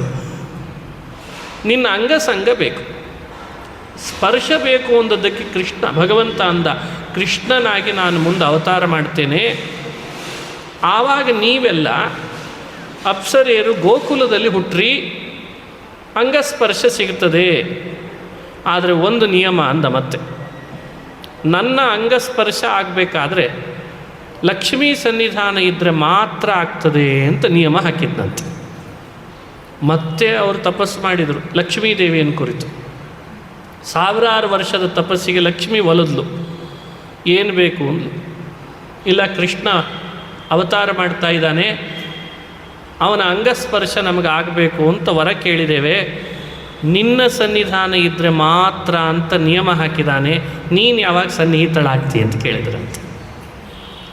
ಸಮಯ ನಿಗದಿಪಡಿಸಿದ್ಲು, ಇಂಥ ಸಮಯದಲ್ಲಿ ನನ್ನ ಸನ್ನಿಧಾನ ಬರ್ತದೆ ಅಂತ. ಅಂದರೆ ಇದೆಲ್ಲ ಆಕಸ್ಮಿಕ ಅಂತ ಭಾವಿಸಬಾರ್ದು. ಭಾಗವತದ ಕಥೆ ಕೇಳುವಾಗ ಈ ಹಿನ್ನೆಲೆಗಳೆಲ್ಲ ಬೇರೆ ಬೇರೆ ಪ್ರಮಾಣ ಪುರಾಣಗಳಲ್ಲಿ ಇದ್ದದ್ದನ್ನು ತಿಳಿದು ಆಮೇಲೆ ಭಾಗವತ ಅಧ್ಯಯನ ಮಾಡಬೇಕು. ಬೇರೆ ಮುಖದಿಂದಲೂ ಭಾಗವತ ಹೇಳ್ತಾರೆ. ಇವತ್ತು ಕೃಷ್ಣನ ಬಗ್ಗೆ, ಕೃಷ್ಣನ ಕಥೆ ಹೇಳುವಾಗ ಮೈಮರೆತು ಗೋಪಿಕಾ ಸ್ತ್ರೀಯರ ಜೊತೆಗೆ ಕೃಷ್ಣ ಮಾಡಿದ ರಾಸ ವರ್ಣನೆ ಮಾಡ್ತಾರೆ. ಅದು ಎಷ್ಟರ ಮಟ್ಟಿಗೆ ಪರಿಪಾಕ, ಪ್ರೇಮದ ಪರಿಪಾಕ, ಅತಿಶಯ ವರ್ಣನೆ ಮಾಡಲಿಕ್ಕೆ ಬರ್ತದೆ. ಆದರೆ ಹಿನ್ನೆಲೆ ತಿಳಿಯದೆ ಮಾಡಿದಾಗ ನಮ್ಮ ಬುದ್ಧಿ ಎಲ್ಲೋ ಒಂದು ಕಡೆಯಿಂದ ಬೇರೆ ಕಡೆ ಹೋಗಿಬಿಡ್ತದೆ. ಅಲ್ಲಿ ಭಕ್ತಿ, ಶ್ರದ್ಧೆ, ಅದರ ಹಿಂದೆ ಇರುವ ಗೋಪಿಕಾಸ್ತ್ರೀಯರ ತಪಸ್ಸು, ಅವರ ಸಾಧನೆ ಎಲ್ಲ ಬಿಟ್ಟು ಹೋಗಿಬಿಡ್ತದೆ. ಹಾಗಾಗಬಾರ್ದು. ನೋಡಿ, ಅವರೆಲ್ಲ ಲಕ್ಷ್ಮೀನ ಪ್ರಾರ್ಥಿಸಿದರೆ ಅದಕ್ಕೆ ವರ ಕೊಟ್ಲು, ಆಯಿತು. ಅದಕ್ಕೆ ಅವರು ಗೋಪಿಕೆಯರಾಗಿ ಭೂಮಿಯಲ್ಲಿ ಹುಟ್ಟಿದಾಗ ವಿವಾಹ ಮಾಡಿಕೊಂಡ್ರು. ವಿವಾಹ ಮಾಡಿಕೊಂಡ್ರೂ ಕೂಡ ಶ್ರೀಕೃಷ್ಣ ಅವರಿಗೆ ಉಪಪತಿ ಆಗುವಂತಾಯಿತು. ಪತಿಯಲ್ಲ ಕೃಷ್ಣ, ಉಪಪತಿ ಅಂತ ಕರೀತಾರೆ. ಬೇರೆ ಸ್ತ್ರೀಯರಿಗೆ ಪರಪುರುಷ ಅಂತ ಆದರೆ ಅಪರಾಧ, ಗೋಪಿಕಾ ಸ್ತ್ರೀಯರಿಗೆ ಉಪಪತಿ ಅನ್ನೋದು ದೋಷ ಅಲ್ಲ ಅಂತಾರೆ ಭಗವತ್ಪಾದರು. ಆರ್ಗ್ಯುಮೆಂಟ್ ಮಾಡಬೇಕಾದ್ರೆ ಗೋಪಿಕಾ ಸ್ತ್ರೀಯರ ಬಗ್ಗೆ ಬಹಳ ಎಚ್ಚರಿಕೆ ಇರಬೇಕು. ಹಾಗಾಗಿ ಇವರಿಗೆ ಮಾತ್ರ ಈ ವ್ಯವಸ್ಥೆ, ಇನ್ಯಾರಿಗೂ ಇಲ್ಲ ಅಂತ ಹೇಳ್ತದೆ. ಬೇರೆಯವರಿಗೆ ನಿಯತಪತಿ, ಅಪ್ಸರೆಯರಿಗೆ ನಿಯತಪತಿ ಇಲ್ಲ. ಭೂಮಿಯಲ್ಲಿ ಬಂದಾಗಲೂ ಉಪಪತಿಯ ದೋಷ ಅವರಿಗೆ ಬರಲಿಲ್ಲ. ಹಾಗಾಗಿ ಅವರೆಲ್ಲ ತಮ್ಮ ತಮ್ಮ ಪತಿಯ ಒಟ್ಟಿಗೆ ವಿವಾಹಿತರಾಗಿದ್ದರು. ಶ್ರೀಕೃಷ್ಣ ಅವತಾರ ಮಾಡಿದಾಗ ಅವನೊಟ್ಟಿಗೆ ಅವರು ರಾಸವಿಹಾರದಲ್ಲಿ ಪಾಲ್ಗೊಂಡ್ರಂತೆ. ಬಹಳ ಜನ ಇದ್ರ ಮೇಲೆ ಮತ್ತೆ ಆರ್ಗ್ಯುಮೆಂಟ್ ಮಾಡ್ತಾರೆ. ಇವತ್ತು ಎಲ್ಲೋ ಏನೋ ಎಡವಟ್ಟು ನಡೆದಿರ್ತದೆ, ಅದಕ್ಕೆ ಸಮಜಾಯಿಷಿ ಕೊಡಲಿಕ್ಕೆ ಕೃಷ್ಣನನ್ನು ಎಳತ್ತರ್ತಾರೆ. ಅಲ್ರಿ, ಕೃಷ್ಣ ಮಾಡಿದ್ದನ್ನೆಲ್ಲ ನೀವು ಒಪ್ಪಿಕೊಂಡು ಅವನನ್ನು ದೇವರು ಅಂತ ಪೂಜಿಸಲ್ವೇ, ಇಲ್ಲಿ ಮಾತ್ರ ಯಾಕಿಷ್ಟು ಆಕ್ಷೇಪ ಮಾಡ್ತೀರಿ ಅಂತ. ಅವನ ಹೆಸರು ಹೇಳೋ ಯೋಗ್ಯತೆ ಆದರೂ ಇದೆಯಾ?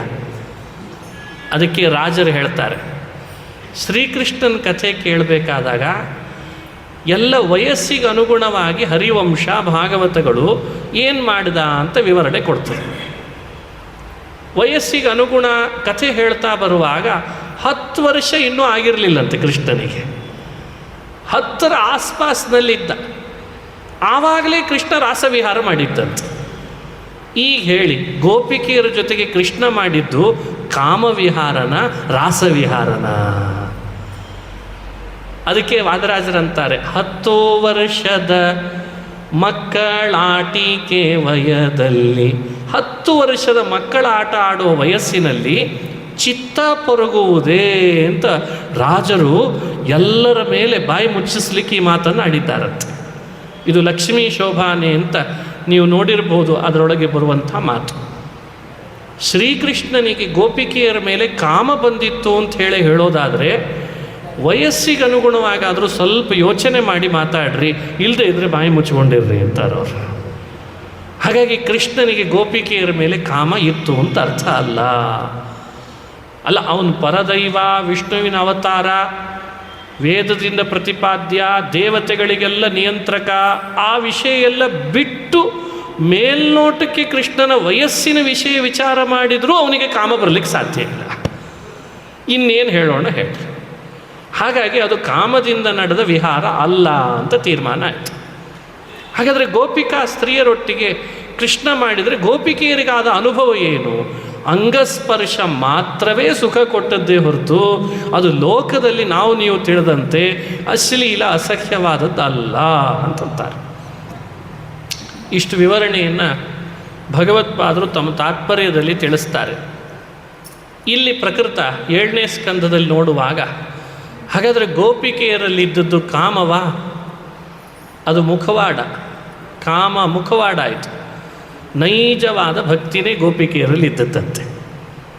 ಅವರ ಆತ್ಮಶುದ್ಧನೇ, ಅವರ ಅಂತರಾತ್ಮಶುದ್ಧನೇ. ಭಗವಂತ ಮುಖವಾಡ ಏನಿದ್ರೆ ಏನಂತೆ, ನನ್ನನ್ನು ತಪಸ್ಸು ಮಾಡಿ ಕೇಳ್ಕೊಂಡವರಿಗೆ ನಾನು ವರ ಕೊಡ್ತೀನಿ. ಅದಕ್ಕೆ ಗೋಪ್ಯ ಕಾಮಾತ್ ಒಂದಾಯ್ತಾ. ಭಯಾತ್ ಕಂಸಃ, ಕಂಸನ ಕಥೆ ಕೇಳ್ತೀವಿ. ಎಷ್ಟು ದ್ವೇಷ ಮಾಡಿದ ಕೃಷ್ಣನ ಮೇಲೆ ಅಂತ. ಅಷ್ಟು ದ್ವೇಷ ಇನ್ಯಾರು ಮಾಡಲಿಲ್ಲೇನೋ. ಎಷ್ಟು ಕೊಲ್ಲಿಕ್ಕೆ ಪ್ರಯತ್ನ ಪಟ್ಟ, ಎಷ್ಟೆಲ್ಲ ಅಸುರರನ್ನು ಗೋಕುಲಕ್ಕೆ ವೃಂದಾವನಕ್ಕೆ ಕೊಟ್ಟು ಕಳಿಸಿದ. ಅಂಥ ಕಂಸ ಶ್ರೀಕೃಷ್ಣನ ಜೊತೆಗೆ ಯುದ್ಧ ಮಾಡಿದ ಮೇಲೆ ಮಡದ್ನಲ್ಲ, ಸತ್ತ. ನೋಡಿದರೆ ಅವನು ಒಬ್ಬ ಕೃಷ್ಣನ ಭಕ್ತನೇ ಅಂತ. ಅವನಿಗೆ ಭಯ ಇತ್ತಂತೆ ಒಳಗೆ. ಭಯಾತ್ ಕಂಸಃ ಅಂತ ಭಾಗವತ ಹೇಳ್ತದೆ. ಭಯ ಮುಖವಾಡ, ಎಲ್ಲೇನು ಮಾಡಿಬಿಡ್ತಾನೋ ಅಂತ. ಒಳಗಿದ್ದವನು ಯಾರು? ಭೃಗು ಅಂತ ಒಬ್ಬ ಋಷಿ, ದೊಡ್ಡ ಋಷಿ, ಸಾಧಾರಣ ಏನಲ್ಲ. ಭೃಗು ಅಂದರೆ ಏನು ಸಾಧಾರಣ ಅಂದ್ಕೊಂಡಿದ್ದೇವ? ವರುಣದೇವರ ಮಗ. ಭೃಗುರ್ವೈವಾರುಣಿ ವರುಣಂ ಪಿತರಮುಪಸಸಾರ ಅಧೀಹಿ ಭಗವೋ ಬ್ರಹ್ಮೇತಿ ತಗುಂಹೋವಾಚ. ಇದೆಲ್ಲ ನಮಗೆ ಭೃಗುವಲ್ಲಿ ಅಂತ ತೈತ್ತರಿ ಉಪನಿಷತ್ನಲ್ಲಿ ಬರ್ತದೆ. ಅನ್ನಮಯ, ಪ್ರಾಣಮಯ, ಮನೋಮಯ, ವಿಜ್ಞಾನಮಯ, ಆನಂದಮಯ ಈ ಭಗವದ್ ರೂಪಗಳನ್ನೆಲ್ಲ ತಪಸ್ಸು ಮಾಡಿ ಮಾಡಿ ಸಾಕ್ಷಾತ್ಕಾರ ಮಾಡಿಕೊಂಡವನೇ ಭೃಗು ಋಷಿ. ಅಂಥ ಭೃಗು ಋಷಿನೇ ಕಂಸನಾಗಿ ಬರುವಂತಾಗಿತ್ತಂತೆ. ಅದರ ಹಿನ್ನೆಲೆ ಶಾಪ, ಅವನೊಳಗೆ ಸೇರಿಕೊಂಡಿದ್ದು ಮತ್ತೊಬ್ಬ ರಾಕ್ಷಸ ಕಾಲನೇಮಿ ಅಂತಿದ್ದ. ಕಾಲನೇಮಿ ಭಗವಂತನ ದ್ವೇಷಿಯಾಗಿದ್ದ, ಆ ವಿಷಯ ಸರಿ. ಆದರೆ ಒಂದು ದೇಹ, ಒಳಗಿರುವ ಜೀವರು ಮಾತ್ರ ಇಬ್ಬರು. ಭಗವಂತ ಯಾರಿಗೇನು ಕೊಟ್ಟ? ದ್ವೇಷಿಸೋ ಕಾಲನೇಮಿಗೆ ಕೊಡಬೇಕಾದ ಶಿಕ್ಷೆಯನ್ನೇ ಕೊಟ್ಟು ಕಳಿಸಿದ. ಭಕ್ತಿ ಮಾಡ್ತಿದ್ದ ಭೃಗುವಿಗೆ ಮಾತ್ರ ಭಯಪಡ್ತಿದ್ದ ಒಳಗಡೆ ಇದ್ದು ಅವನಿಗೆ ಕೊಡಬೇಕಾದ ಸದ್ಗತಿನೇ ಕೊಟ್ಟಂತೆ. ನೋಡಿ, ಇದನ್ನು ನಾವು ಅರ್ಥೈಸ್ಕೊಳ್ಬೇಕು. ದೇಹ ಒಂದೇ ಇದ್ದರೂ ಒಳಗೆ ಎರಡು ಜೀವ ಇದ್ದರೆ ಭಗವಂತ ಒಂದೇ ಗತಿ ಕೊಡಲ್ಲ, ಒಳಗಿರೋ ಜೀವನ ಅರ್ಹತೆಗೆ ತಕ್ಕಂತೆ ಗತಿ ಕೊಡ್ತಾನೆ. ಈ ಕಥೆ ಯಾಕಿಷ್ಟು ವಿಸ್ತಾರ ಮಾಡ್ತಾರೆ? ದೇವರ ಸಮತ್ವ ನಮಗೆ ನಿಶ್ಚಿತವಾಗಲಿ ಅಂತ. ದೇಹ ಒಂದಿದ್ರೂ ಜೀವ ಎರಡಿದ್ದಾಗ ಒಂದೇ ರೀತಿ ದ್ವೇಷ ಮಾಡಿದವನಿಗೂ ಭಕ್ತಿ ಮಾಡೋವನಿಗೂ ಕೊಟ್ಬಿಟ್ರೆ ಆಗ ದೇವರು ವಿಷಮ ಅಂತ ಆಗ್ತಾನಂತ. ಎಕ್ಸಾಮ್ ಬರಿತಾನೆ, ಇಬ್ಬರು ಎಕ್ಸಾಮ್ ಬರಿತಾನೆ, ಇವನು ಬರಿತಾನೆ ಅವನು ಬರಿತಾನೆ. ಬರೆದವರು ಇಬ್ಬರು ಅಟೆಂಡ್ ಆಗಿದ್ದಾರೆ, ಕ್ವಶ್ಚನ್ ಪೇಪರ್ ಒಂದೇ ಇದೆ, ಬರೆದಂತಹ ಹಾಲು ಒಂದೇ, ಟಿಕೆಟ್ ಬೇರೆ ಬೇರೆ ಅಷ್ಟೇ. ಆದರೆ ಬರುವಾಗ ಮಾತ್ರ ಒಬ್ಬನು ಫೇಲ್ ಆಗ್ತಾನೆ, ಇನ್ನೊಬ್ಬನು ಪಾಸ್ ಆಗ್ತಾನೆ. ಸಮಾನವಾಗಿರಬೇಕು, ನೀವು ವಿಷಮ ಮಾಡಿಬಿಟ್ರಲ್ಲ ಅಂತ ಇಬ್ಬರೂ ಪಾಸ್ ಮಾಡಬೇಕಾ? ಅಂದರೆ ತಪ್ಪು ಬರೆದವನನ್ನು ಪಾಸ್ ಮಾಡಬೇಕು, ಸರಿ ಬರೆದವನನ್ನು ಪಾಸ್ ಮಾಡಬೇಕು ಅಂತಂದರೆ ವಿಷಮ ಅಂತ ಅರ್ಥ. ತಪ್ಪು ಬರೆದವನಿಗೆ ತಕ್ಕ, ಸರಿ ಬರೆದವನಿಗೆ ತಕ್ಕ ಅಂಕಗಳನ್ನು ಹಾಕಿದ್ರಷ್ಟೇ ಸಮಾನ ಅಲ್ವೇ? ಈ ಕಾಮನ್ ಸೆನ್ಸ್ ಇದೆ ತಾನೇ ನಮಗೆ. ಹಾಗೆ ಭಗವಂತ ಸಮ ಅಂದರೆ ಅರ್ಥ ಏನು ಅಂದರೆ ಅವರವರ ಅರ್ಹತೆಗೆ ಸ್ವಲ್ಪವೂ ಹೆಚ್ಚು ಕಡಿಮೆ ಆಗದಂತೆ ಅವರ ಸಾಧನೆಗೆ ಫಲ ಕೊಡ್ತಾನೆ, ಅದಕ್ಕೆ ಸಮ ಅಂತ ಅರ್ಥ ಅಂತ. ಅವರ ಅರ್ಹತೆ ಎಷ್ಟು, ಅವರ ಸಾಧನೆ ಎಷ್ಟು, ಅದಕ್ಕೆ ಮೀರಿಯೋ ಅಥವಾ ಅದಕ್ಕೆ ಕಡಿಮೆಯೋ ಫಲ ಕೊಟ್ಟಿದ್ದಿದ್ದರೆ ಆವಾಗ ಭಗವಂತನನ್ನು ಏನು ಅನ್ನಬೇಕಿತ್ತು? ವಿಷಮ ಅನ್ನಬೇಕಿತ್ತು. ಈ ವಿವೇಕ ಕಳ್ಕೊಂಡ್ಬಿಟ್ಟಿದ್ದೀವಿ ನೋಡಿ ನಾವೆಲ್ಲ. ಈಗ ನಮ್ಮ ಧೋರಣೆ ಹೇಗಿದೆ ಅಂತ ಸುಮ್ಮನೆ ಒಂದೆರಡು ಮಾತಿನಲ್ಲಿ ಹೇಳಿರ್ತೀವಿ. ದೇವರು ನಾವು ಆಚರಣೆ ಮಾಡ್ತೇವೋ ಬಿಡ್ತೇವೋ, ಅವನಲ್ಲಿ ಭಕ್ತಿ ತೋರ್ತೇವೋ ತೋರಲ್ವೋ, ಅವನಿಗೆ ಪ್ರದಕ್ಷಿಣೆ ಹಾಕ್ತೇವೋ ಬಿಡ್ತೇವೋ, ನಮಸ್ಕಾರ ಮಾಡ್ತೇವೋ ಬಿಡ್ತೇವೋ, ಅದೆಲ್ಲ ಯಾಕೆ ಬೇಕ್ರಿ ದೇವರಿಗೆ? ಅವ ನಮಗೆ ಯಾವಾಗಲೂ ಒಳ್ಳೇದು ಮಾಡ್ತಾ ಇರಬೇಕಂತ. ಇದ್ಯಾವ ಧೋರಣೆ? ಇದ್ಯಾವ ನಾವೇನು ಮಾಡದೇ ಇದ್ರು ಅಥವಾ ಮಾಡಬಾರ್ದದ್ದನ್ನು ಮಾಡಿದರೂ ದೇವ್ರು ಮಾತ್ರ ನಮಗೆ. ಯಾಕೆ ಅಂದರೆ ದೇವರಿಗೇನದ ಹೇಳ್ರಿ? ಮಾಡಬಾರ್ದದ್ದು ಮಾಡೋದು, ಮಾಡಬೇಕಾದ್ದು ಮಾಡೋದು ಎಲ್ಲ ಮನುಷ್ಯ ಮಾಡ್ಕೊಂಡಿದ್ದಿದೆಲ್ಲ ಅನ್ನೋದು. ಮತ್ತೆ ಈಗ ಏನೇ ಹೇಳ್ರಿ, ಲಾಜಿಕ್ ಉಪಯೋಗಿಸ್ತಾನೆ ವ್ಯಕ್ತಿ, ಅದಕ್ಕೆ ಮತ್ತೆ ಕಾರಣ ಕೊಡ್ತಾನೆ. ಆಚಾರ್ಯ ಅವ ಏನೂ ಮಾಡಿಲ್ಲ, ಎಷ್ಟು ದೊಡ್ಡ ಬಿಲ್ಡಿಂಗ್ ಕಟ್ಸಿದಾನೆ ನೋಡ್ರಿ,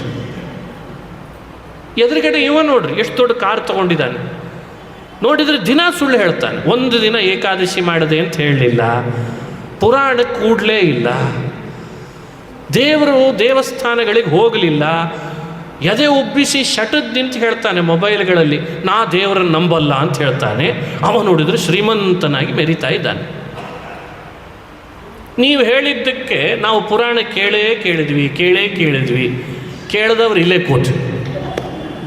ಒಂದು ಮನೆ ಇಲ್ಲ, ಒಂದು ಮಠ ಇಲ್ಲ, ಒಂದೊಳ್ಳೆ ಕಾರ್ ಇಲ್ಲ, ಅಂಗಿ ಇಲ್ಲ, ಇದೇ ಮತ್ತೆ ಒಣ ಠಣ ಠಣ ಚೇ ಪುರಾಣ ಕೇಳೇ ಅರ್ಧ ಬಡವರಾದುವೇನೋ ಅಂತ ಹಿಂಗೆ ಕೆಲವ್ರಿಗೆ ಹಂಗಿದೆ. ಎಷ್ಟೋ ಜನ ಹಂಗೆ ಹೇಳ್ತಾರೆ.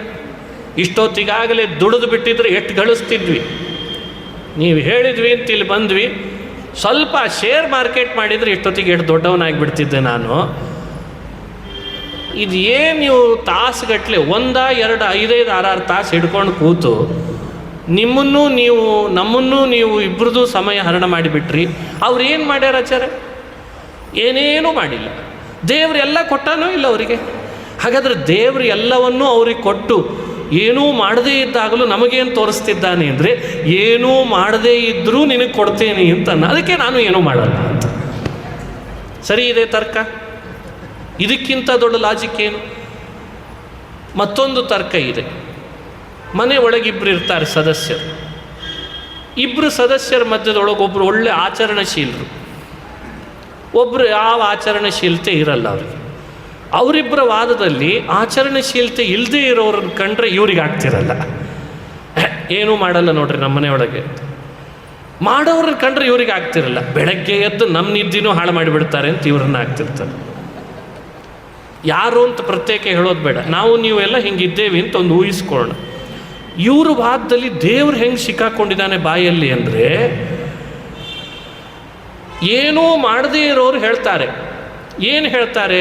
ಆಚಾರ್ಯ ದೇವರಿಗೆ ಯಾಕೆ ಬೇಕು ಮಡಿ ಮೈಲಿಗೆ ಎಲ್ಲ, ಮನಸ್ಸು ಶುದ್ಧ ಇದ್ದರೆ ಸಾಕು. ಇದು ಏನೂ ಮಾಡಲಿಕ್ಕಾಗದೇ ಇರೋರು ವಾದ ಇದು. ಮನಸ್ಸು ಶುದ್ಧ ಇರಬೇಕು. ಅವ್ರು ಎಲ್ಲ ಮಾಡ್ತಾರೆ, ಆದರೆ ಮನಸ್ಸು ಶುದ್ಧ ಇಲ್ಲ.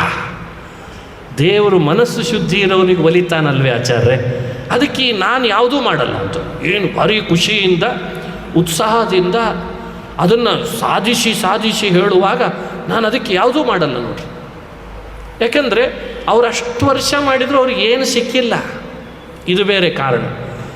ಇನ್ನೂ ಮೇಲಾಗಿ ಮತ್ತೆ ನಮ್ಮ ಅಧೀನನೇ ಆಗಿದ್ದಾರೆ ಅವರು. ಇಷ್ಟು ವರ್ಷ ಮಾಡಿದರೂ ಏನೂ ಸಿಗಲಿಲ್ಲ, ನಾನು ಏನೂ ಮಾಡಲಿಲ್ಲ, ನಾನು ಆರಾಮಿದ್ದೇನೆ. ಹಾಗಾಗಿ ದೇವರಿಗಂತೂ ಈ ಏನೆಲ್ಲ ಮಾಡೋದು ಮಾಡದೇ ಇರೋದು, ಮಡಿ ಮೈಲಿಗೆಯೋ ಶುದ್ಧವೋ ಅಶುದ್ಧವೋ, ತಿನ್ನೋದು ತಿನ್ನದೇ ಇರೋದು, ಇವು ಯಾವುದು ದೇವರಿಗೆ ಬೇಕಿಲ್ಲ. ಇವೆಲ್ಲ ಮನುಷ್ಯರು ಮಾಡಿಕೊಂಡಿದ್ದು. ದೇವರಿಗೇನು ಬೇಡ, ದೇವರಿಗೆ ಮನಸ್ಸೊಂದೇ ಸಾಕು. ಇದೆಲ್ಲ ವಾದ ಮಾಡ್ತೀವಿ. ಇವತ್ತೆಲ್ಲ ನಡೀತಿರೋ ವಾದಗಳಿವೆ. ಇವು ಯಾವುದಕ್ಕೂ ಬೇಸಿಲ್ಲ. ಸಮಸ್ಯೆ ಏನು ಅಂದರೆ ಬೇಸಿಲ್ಲ. ದೇವರನ್ನು ನಮ್ಮ ಮೂಗಿನ ನೇರದಲ್ಲೇ ನಾವು ಯೋಚನೆ ಮಾಡಿ ಬೇಸ್ಲೆಸ್ ವಾದಗಳನ್ನು ಮಂಡಿಸಿ ತರ್ಕದಿಂದ ಪುಸ್ತಕಗಳನ್ನು ಬರೀಲಿಕ್ಕೆ ಶುರು ಮಾಡಿದ್ದೀವಿ. ಎಲ್ಲ ಲಾಜಿಕ್ ಮೇಲೆ ನಿಂತಿದೆ. ಪ್ರತಿ ಲಾಜಿಕ್ ಹಾಕಿದರೆ ಉತ್ತರ ಇರಲ್ಲ. ಮತ್ತು ನೋಡಿದರೆ ಆಮೇಲೆ ಮತ್ತೆ ನಮಗೇ ಹೇಳ್ತಾರೆ, ಆಚಾರ್ಯ ನೀವು ತರ್ಕ ಮಾಡ್ತಿದ್ದೀರಿ, ದೇವ್ರ ತರ್ಕಕ್ಕೆ ಸಿಗಲ್ಲ ಅಂತಾರೆ. ಮತ್ತೆ ದೇವ್ರು ಏನಿದ್ರು ಶುದ್ಧ ಮನಸ್ಸಿನವ್ರಿಗೆ ಸಿಗ್ತಾನೆ ಅಂತಿಷ್ಟು ಹೇಳಿ ಅವ್ರಿಗೆ ಇವ್ರಿಗೆ ಅಂತ ನಡೆದುಬಿಟ್ಟಿದೆ ಪ್ರಪಂಚ. ದೇವರು ಸಮ ಅನ್ನೋ ಒಂದು ಕಾನ್ಸೆಪ್ಟು ಮನುಷ್ಯನ ಮೂಗಿನ ನೇರಕ್ಕೆ ಹೋಗಿ ಹೇಗೆ ಬೇಕಾದರೆ ಬದಲಾಯಿಸ್ಲಿಕ್ಕೆ ಶುರು ಮಾಡಿಬಿಟ್ಟಿದೆ. ಅದಕ್ಕೆ ಸ್ಪಷ್ಟಪಡಿಸ್ತದೆ ಶ್ರೀಮದ್ ಭಾಗವತ 7ನೇ ಸ್ಕಂಧ, ಭಗವಂತನ ಸಮತ್ವವನ್ನು ನಿನ್ನ ತಲೆಹರಟೆಗೆ ಎಳತರಬೇಡ. ಆ ಭಗವಂತನ ಸಮತ್ವ ಬಹಳ ಎತ್ತರದ ತತ್ವ, ಅದು ಬಹಳ ಎತ್ತರದ ತತ್ವ. ಸಮೋಹಂ ಸರ್ವಭೂತೇಷು, ಕೃಷ್ಣ ಸಾರಿ ಭಗವದ್ಗೀತೆಯಲ್ಲಿ ತನ್ನ ಸಮತ್ವವನ್ನು ಹೇಳಿ, ನೀನು ತಿಳಿ ಅದನ್ನು ಅನುಸಂಧಾನಕ್ಕೆ ತಗೊಂಡು ಬಾ, ನಾನು ಸಮ ಅನ್ನೋ ತತ್ವವನ್ನು ಎಷ್ಟು ಚಿಂತನೆ ಮಾಡ್ತಿ ಅಷ್ಟು ನಿನ್ನನ್ನು ಅನುಗ್ರಹಿಸ್ತೇನೆ ಅಂತ ಹೇಳ್ತಾನೆ. ಆದರೆ ಆ ಸಮತ್ವದ ವಿಷಯ ಮಾತ್ರ ಯಾರಿಗೂ ಅರ್ಥ ಮಾಡ್ಕೊಳ್ಳಿಕ್ಕೆ ಆಗ್ತಾ ಇಲ್ಲ ಇವತ್ತು. ಅದಕ್ಕೆ ಆವಾಗಲೇ ತಿಳಿಸಿದೆ ನಾನು, ಭಗವಂತ ಸಮ ಅನ್ನೋದ್ರದ್ದು ಅಭಿಪ್ರಾಯ ಏನು. ಯಾರ್ಯಾರ ಜೀವರು ಏನೆಲ್ಲ ತಮ್ಮ ಸಾಧನೆಗಳನ್ನು ನಡೆಸ್ತಿದ್ದಾರೆ ಅವರ ಅರ್ಹತೆಗೆ ಅನುಗುಣವಾಗಿ ಅದಕ್ಕೆ ತಕ್ಕ ಫಲ ಕೊಡೋದನ್ನಷ್ಟೇ ಸಮ ಅಂತಾರೆ ಹೊರತು, ನಮಗೆ ಹೆಂಗೆ ಬೇಕೋ ಹಂಗೆ ದೇವ್ರು ಇರಲಿ ಅನ್ನೋದನ್ನು ಸಮ ಅನ್ನಲ್ಲ ಅಂತ ಹೇಳ್ತಾರೆ. ನಮಗೆ ಹೆಂಗೆ ಬೇಕೋ ಹಂಗಿರಲಿ ದೇವರು ಅಂತ ಅನ್ನಬಾರ್ದು, ಅದಕ್ಕೆ ಸಮ ಅನ್ನಲ್ಲ, ಅದು ವಿಷಮ ಆಗಿಬಿಡ್ತದೆ. ಮತ್ತೆ ಅದನ್ನೇ ಭಾಗವತ ಸ್ಪಷ್ಟಪಡಿಸ್ತದೆ. ಅದಕ್ಕೆ ಭೃಗು ಒಳಗಡೆ ಇರುವ ಭಕ್ತ ಭಯ ಪಡ್ತಿದ್ದ, ಅದು ಮುಖವಾಡ, ಆದರೆ ಭಕ್ತನೇ ಅಲ್ವೇ, ಅವನಿಗೆ ಅನುಗ್ರಹನೇ ಮಾಡಿದ್ದಂತೆ ಕೃಷ್ಣ. ಭಯಾತ್ ಕಂಸಃ ದ್ವೇಷಾತ್ ಚೈದ್ಯಾದಯೋ ನೃಪಾಃ. ಚೈದ್ಯ ಅಂದರೆ ಶಿಶುಪಾಲ ಅಂತ ಅರ್ಥ. ಚೇದಿ ದೇಶದ ರಾಜನ ಮಗ ಅವನು, ಅದಕ್ಕೆ ಅವನಿಗೆ ಚೈದ್ಯ ಅಂತದ ಭಾಗವತ. ಅವನಿಗೂ ಮುಖವಾಡ ಇದ್ದದ್ದು ದ್ವೇಷ, ವಾಸ್ತವಿಕ ದ್ವೇಷ ಅಲ್ಲಂತೆ, ಒಳಗಡೆ ಭಕ್ತಿ ಇತ್ತಂತ ಅವನಿಗೆ. ಭಗವಂತ ದ್ವೇಷ ನೋಡಿ ಅನುಗ್ರಹಿಸಲ್ಲ, ಮುಖವಾಡ ಒಳಗಿರುವ ಭಕ್ತಿ ನೋಡಿ ಅವನಿಗೆ ಸದ್ಗತಿಯನ್ನು ಕೊಟ್ಟ. ಇದರ ವಿವರಣೆಯನ್ನು ನೋಡ್ಬೋದು. ಅಲ್ಲಲ್ಲಿ ಶಾಸ್ತ್ರ ಹೇಳ್ತದೆ. ಒಬ್ಬ ಹಿರಿಯರು ಹೇಳ್ತಾರೆ, ದಾಸರು ಹೇಳ್ತಾರೆ, ದೇವರ ಸಮತ್ವದ ತಿಳುವಳಿಕೆ ನಮಗೆ ಬರಲಿ ಅಂತ. ವ್ಯವಸ್ಥೆಯನ್ನು ನೋಡಿ ದೇವರ ವ್ಯಕ್ತಿತ್ವವನ್ನು ತಿಳಿಬಾರ್ದಂತೆ, ದೇವರೇನಿದ್ದಾನೆ ಅಂತ ನೋಡಿ ವ್ಯವಸ್ಥೆಯನ್ನು ಅನುಸಂಧಾನ ಮಾಡಬೇಕಂತ. ನಮ್ಮದೇನಾಗಿದೆ, ಇಲ್ಲೇನು ನಡೀತಿದೆ ನೋಡಿ ದೇವ್ರು ಹಿಂಗಿರಬೇಕು ಅಂತ ಊಹಿಸ್ಲಿಕ್ಕೆ ಹೊರಟಿದ್ದೇವೆ. ಹೀಗಾಗಿ ಯಾವ ಪ್ರಶ್ನೆಗೂ ಸರಿಯಾಗಿ ಉತ್ತರ ಸಿಗ್ತಾ ಇಲ್ಲ. ದೇವ್ರೇನಿದ್ದಾನೆ ಅಂತ ತಿಳಿದು ಇಲ್ಲಿ ಯಾಕೆ ಅವ್ಯವಸ್ಥೆ ಆಗಿದೆ ಅಂತ ಹುಡುಕ್ಬೇಕಂತೆ. ಅವಾಗೆಲ್ಲ ಪ್ರಶ್ನೆಗಳಿಗೆ ಉತ್ತರ ಸಿಗ್ತದೆ. ಅವ ಸಮನೆ, ಅವನು ವಿಷಮನಲ್ಲ. ಅವನು ಒಬ್ರಿಗೊಂದು ಮಾಡೋ ಸ್ವಭಾವದವನಲ್ಲ. ಯಾಕಲ್ಲ? ಪೂರ್ಣ ಆದ್ರಿಂದ ಅಂತ ಅಲ್ಲಿ ಹೇಳ್ತದೆ.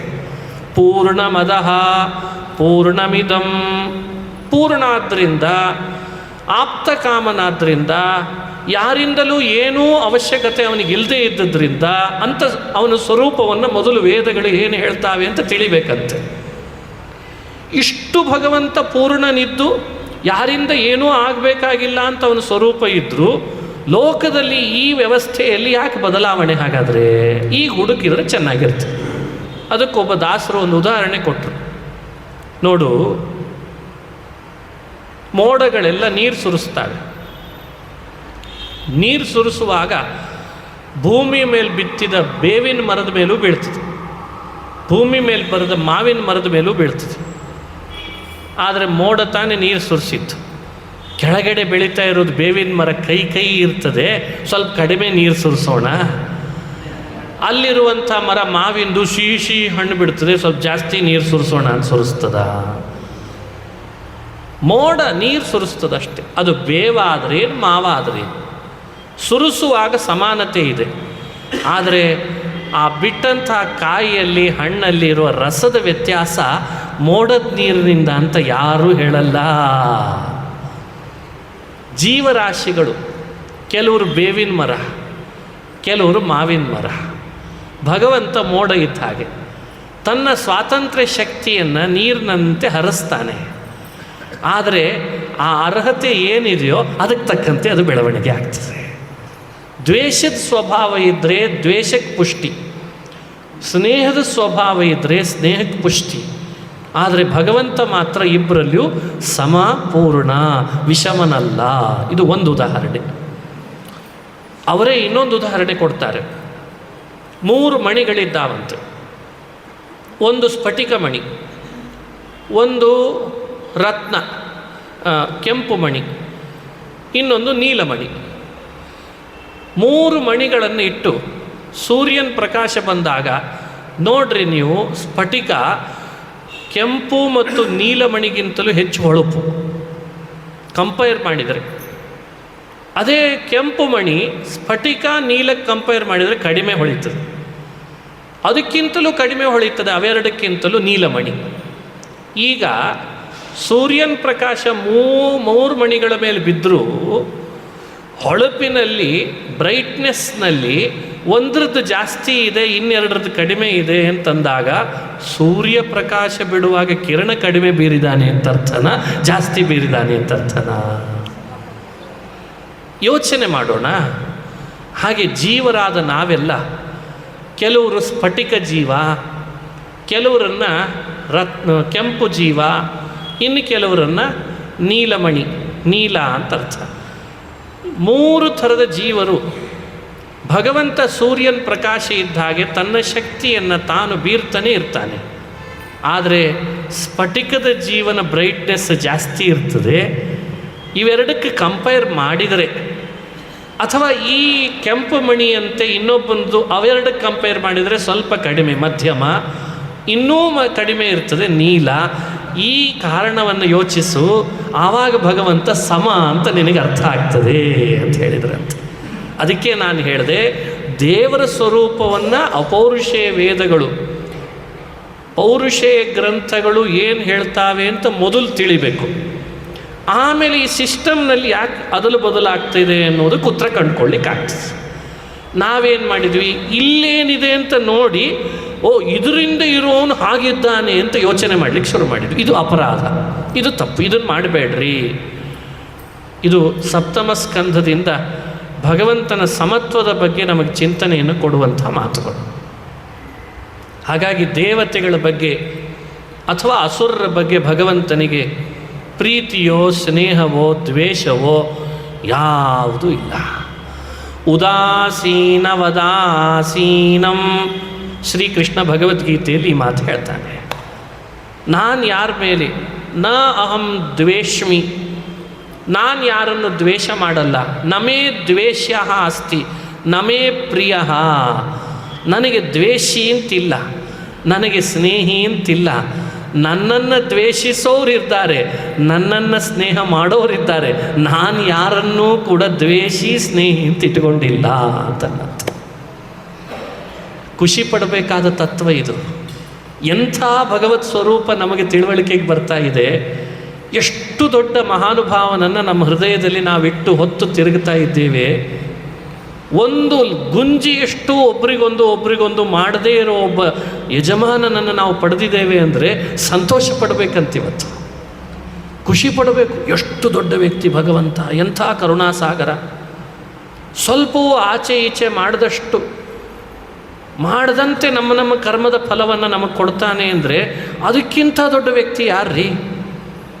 ಪ್ರಪಂಚ ಹೆಂಗೆ ನಡೀತಾ ಇದೆ, ಹೇಗೆ ನಡೀತಿದೆ? ಗಂಭೀರ ಇದೆ. ಹೇಳಿದರೆ ಆಶ್ಚರ್ಯನೂ ಆಗ್ತದೆ. ನೀನು ಕೆಲಸಕ್ಕೆ ಸೇರಿಕೊಳ್ಳುವಾಗ ನಿನ್ನ ಅಗ್ರಿಮೆಂಟು ಡೈಲಿ 8 ಅವರ್ಸ್ ಅಂತ ನಿನಗೆ ಸೈನ್ ಮಾಡಿಸ್ಕೋತಾನೆ. ಆದರೆ ಕೆಲಸ ಮಾತ್ರ ನಿನ್ನಿಂದ 12 ಅವರ್ಸ್ ಮಾಡಿಸ್ಕೋತಾನೆ. ಸಂಬಳ ಮಾತ್ರ ನಿನಗೆ ಅವರ್ಸ್ ಪ್ರಕಾರ ಕೊಡ್ತಾನೆ. ಈಗ ಹೇಳು, ವಿಷಮನ ಸಮನ? ಜಗತ್ತಿನ ಇಡೀ ಪ್ರಪಂಚದಲ್ಲಿ ನಡೀತಾ ಇರೋ ಪ್ರತಿಯೊಂದು ಕೆಲಸದ ಪ್ರತಿ ಸಂಸ್ಥೆಗಳು ಗೊತ್ತಿದ್ರೂ ತನ್ನ ಅಧಿಕಾರಶಾಹಿಯಲ್ಲಿ ಬರೆಸ್ಕೊಂಡದ್ದೊಂದು, ಸೈನ್ ಮಾಡಿಸ್ಕೊಂಡದ್ದೊಂದು, ಫಲ ಕೊಡುವಾಗ ಮತ್ತೊಂದು, ಎಲ್ಲ ಗೊತ್ತಿದೆ. ಯಾರೂ ಪ್ರತಿಭಟಿಸೋ ಹಂತದಲ್ಲಿಲ್ಲ. ಇವರು ವಿಷಮರ ಸಮರ? ವಿಷಮನಲ್ವೇ? ಇವ್ರನ್ನೆಲ್ಲ ನೀನು ಸಲಾಮ್ ಹೊಡಿತಾ ಇದ್ದೀವತ್ತು ನೋಡಿದ್ರೆ. ನಮಸ್ಕಾರ sir, very very thanks sir ಅಂತಾನೆ. ಮತ್ತೆ ಗುಡ್ ಮಾರ್ನಿಂಗ್ ಸರ್. ಇವರೆಲ್ಲ ನಿನಗೆ ಬೇಕಾಗ್ತಾ ಇದ್ದಾರೆ ಇವತ್ತು ಪ್ರಪಂಚದೊಳಗೆ. ನೋಡಿದರೆ ಅವರಷ್ಟು ವಿಷಮರು ಯಾರೂ ಇಲ್ಲ ಇವತ್ತು. ಎಲ್ಲ ಪ್ರಪಂಚದ ಸೆಕ್ಟರ್ಗಳನ್ನು ಹುಡುಕಿ ನೋಡ್ರಿ. ಆ ಅಧಿಕಾರಶಾಹಿಯಲ್ಲಿರುವವನು 90% ತನ್ನ ಕೈ ಕೆಳಗೆ ಕೆಲಸ ಮಾಡಿಸ್ಕೊಳ್ತಿರೋ ಎಂಪ್ಲಾಯೀಸಿಗೆ ಅತ್ಯಂತ ದೊಡ್ಡ ವಿಷಮ ಧೋರಣೆಯನ್ನೇ ಮಾಡ್ತಾ ಇದ್ದಾನೆ. ನಮ್ಮನ್ನು ಸಾಕಿ ಸಲುಹಿ ಸೃಷ್ಟಿಸಿದ ಒಬ್ಬನೇ ಒಬ್ಬ ಭಗವಂತ ಸಮವಾಗಿ ನಮ್ಮ ಕರ್ಮದ ಫಲವನ್ನು ಕೊಡ. ಇವತ್ತು ಮಿಲಿಯನ್ ಟರ್ನೋವರ್ ಇರುವ ಕಂಪ್ನಿಗಳು ತಮ್ಮ ಕೈ ಕೆಳಗೆ ಕೆಲಸ ಮಾಡಿಸ್ಕೊಳ್ಳೋ ಎಂಪ್ಲಾಯೀಸ್ ಆತ್ಮಹತ್ಯೆ ಮಾಡಿಕೊಂಡ್ರು, ನಿರ್ದಯಿಗಳಾಗಿ ಅವರಿಂದ ದುಡಿಸ್ಕೊಂಡು ತಂದೊಂದು ಶೇರ್ ಮಾರ್ಕೆಟ್ನಲ್ಲಿ ಹೆಚ್ಚು ಬರಲಿ ಅಂತ ಮಾನವೀಯತೆಯೇ ಇಲ್ಲದೇ ಇದ್ದಂತೆ ಕೆಲಸ ಮಾಡಿಸ್ಕೊಳ್ಳೋ ಅಧಿಕಾರಿಗಳು ಸರಿನಾ? ದಯಾಮಯನಾಗಿ ಶರೀರ ಕೊಟ್ಟು, ದೇಹ ಕೊಟ್ಟು, ರಕ್ತ ಮಾಂಸಗಳನ್ನು ಬೆಳವಣಿಗೆ ಮಾಡಿಸಿ, ಆಹಾರ ಕೊಟ್ಟು ಮಾಡಿದ ಕರ್ಮಗಳಿಗೆ ಒಂದು ಸ್ವಲ್ಪವೂ ಆಚೆ ಈಚೆ ಆಗದಂತೆ ನೀ ನಾಮ ಹೇಳಿದ್ದಿ, ಅದರ ಫಲ ಇದೆ. ಕರ್ಮ ಮಾಡಿದ್ದಿ, ಸತ್ಕರ್ಮ ಫಲ ಇದೆ. ಕ್ಷೇತ್ರಕ್ಕೆ ಬಂದಿದ್ದಿ, ಫಲ ಇದೆ. ಉಪನ್ಯಾಸ ಕೇಳಿದ್ದಿ, ಫಲ ಇದೆ. ಒಂದಕ್ಕೂ ಮಿಸ್ ಮಾಡದೆ ಇರೋ ಹಾಗೆ ಫಲ ಕೊಡ್ತೇನೆ. ಯಾಕೆ ಒದ್ದಾಡ್ತಿ? ನನ್ನ ಹತ್ರ ಬಾ ಅಂತ ಕರೆಯೋ ಭಗವಂತ ನಮಗೆ ಬೇಡವಾಗಿದ್ದಾನಲ್ಲ, ಇದೇ ವಿಪರ್ಯಾಸ. ಅಷ್ಟು ಖುಷಿ ಕೊಡುವ ಸಂಗತಿ ಏನು ಅಂದರೆ ಭಗವಂತನ ಸಮತ್ವದ ಸಂಗತಿ. ಎಷ್ಟು ಯೋಚಿಸಿದರೂ ಈ ತತ್ವ ಬಹಳ ವಿಸ್ತೃತವಾದದ್ದು. ನಿಮ್ಮ ಮುಂದೆ ಸ್ವಲ್ಪ ಹಂಚಿಕೊಂಡಿದ್ದೇನಷ್ಟೇ. ಅಂಥ ಪರಮ ಪುರುಷನನ್ನು ನಮ್ಮೆಲ್ಲರ ಹೃದಯದಲ್ಲಿ ಧ್ಯಾನ ಮಾಡುವ ಅರ್ಹತೆ ಕೊಟ್ಟಿದ್ದಾನಲ್ಲ, ಇದೆಂಥ ಭಾಗ್ಯ. ಈ ಸಮತ್ವದ ಬಗ್ಗೆ ಎಷ್ಟು ವಿಸ್ತಾರವಾದ ಚಿಂತನೆ ಮಾಡ್ತೀರ ಅಷ್ಟು ಒಳ್ಳೆಯದು ನಮ್ಮ ಜೀವನದೊಳಗೆ. ಊಹಿಸಲಿಕ್ಕೆ ಕಷ್ಟ, ಅದನ್ನೆಲ್ಲ ಭಾಗವತ ಹೇಳಿಕೊಡ್ತದೆ.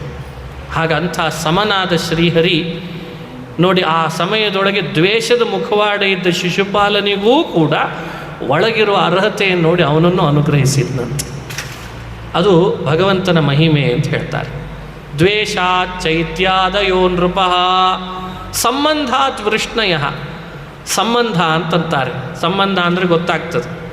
ಎಲ್ಲ ಯಾದವರು ಕೃಷ್ಣನಲ್ಲಿ ಭಕ್ತಿನೇ ಮಾಡಿದ್ದು ನಿಜವಾಗಲೂ. ಆದರೆ ಮುಖವಾಡ ಕೃಷ್ಣನ ನಮ್ಮ ಸಂಬಂಧಿಕ ಅಂತಿದ್ರಂತ. ಮತ್ತೆ ಸಂಬಂಧಿಕ ಯಾದವರ ವಂಶದಲ್ಲಿ ಬಂದಿದ್ನಲ್ಲ ಅಂತ ಸಂಬಂಧದ ಕುರು ಮುಖವಾಡ ಇಟ್ಟುಕೊಂಡ್ರಂತ. ಹಾಗೇನೆ ಸಂಬಂಧಾತ್ ವೃಷ್ಣಯ ಯೂಯಂ ಸ್ನೇಹಾತ್. ಧರ್ಮರಾಜನಿಗೆ ನಾರದರು ಹೇಳ್ತಾ ಇದ್ರು, ಧರ್ಮರಾಜ ನೀನು ಕೃಷ್ಣನನ್ನು ಸ್ನೇಹದಿಂದ ಕಾಣ್ತಿ, ನಾನು ಭಕ್ತಿಯಿಂದ ಕಾಣ್ತೀನಿ ಅಂದ್ರಂತೆ ನಾರದರು. ಅಂದರೆ ಸ್ನೇಹ, ಸಂಬಂಧ, ದ್ವೇಷ, ಕಾಮ, ಭಯ ಎಲ್ಲ ಮುಖವಾಡಗಳದ್ದು ಒಂದೊಂದು ಉದಾಹರಣೆಗಳಿದೆ. ಅದನ್ನು ಕೊಟ್ಟು ನಮಗೆ ಅರ್ಥ ಮಾಡಿಸ್ತದೆ ಭಾಗವತ. ಭಗವಂತ ವಿಷಮನಲ್ಲಪ್ಪ, ಅರ್ಹತೆಗೆ ಅನುಗುಣವಾಗಿ ಅವರವರಿಗೆ ಫಲ ಕೊಡುವ ಸಮನಿದ್ದಾನೆ ಅಂತನ್ನೋ ತತ್ವವನ್ನು. ಇದಕ್ಕೆ ಉದಾಹರಣೆಯಾಗಿಯೇ ಭಾಗವತದ 7ನೇ ಸ್ಕಂದ ಮುಂದುವರೆದದ್ದು ಹಿರಣ್ಯಕಶ್ಯಪು ಹಾಗೂ ಪ್ರಹ್ಲಾದನ ಚರಿತ್ರೆ. ಭಕ್ತನಿಗೆ ಪ್ರಹ್ಲಾದ ದ್ವೇಷ ಮಾಡಲಿಕ್ಕೆ ಹಿರಣ್ಯಕಶ್ಯಪುನನ್ನು ತೋರಿಸಿದ್ರಂತೆ. ಪರಮ ದ್ವೇಷ ಮಾಡಿದ ಹಿರಣ್ಯಕಶ್ಯಪು, ಆದರೆ ಅವನಿಗೆ ಗೆಲುವು ಸಾಧಿಸ್ಲಿಕ್ಕಾಗಲಿಲ್ಲ. ಅವನಿಗೆ ತಕ್ಕ ಫಲ ಕೊಟ್ಬಿಟ್ಟು. ಭಾರೀ ಭಕ್ತಿ ಮಾಡಿದ ಪ್ರಹ್ಲಾದ, ಅವನು ಗೆಲುವು ಸಾಧಿಸಿದ. ದೇವರನ್ನೇ ಕಂಡ, ತಾನೊಬ್ಬನೇ ಕಂಡದ್ದಲ್ದೇನೆ ತನ್ನವರಿಗೆಲ್ಲ ದೇವರನ್ನು ಕಾಣಿಸಿದ. ಅದು ಪ್ರಹ್ಲಾದ. ಇದು ಭಕ್ತಿಯ ಶಕ್ತಿ. ದ್ವೇಷ ಭಕ್ತಿಗಳ ಮಧ್ಯದಲ್ಲಿ ಸಂಘರ್ಷ ನಡೆದರೆ ಭಕ್ತಿ ಗೆಲುವು ಸಾಧಿಸ್ತದೆ ಅಂತನ್ಲಿಕ್ಕೆ ಪ್ರಹ್ಲಾದನ ಚರಿತ್ರೆಯನ್ನು ಭಾಗವತ ನಮ್ಮ ಮುಂದೆ ಇರ್ತದೆ. ಸಂಘರ್ಷ ಆಸ್ತಿಕ ನಾಸ್ತಿಕ ಅಂತ.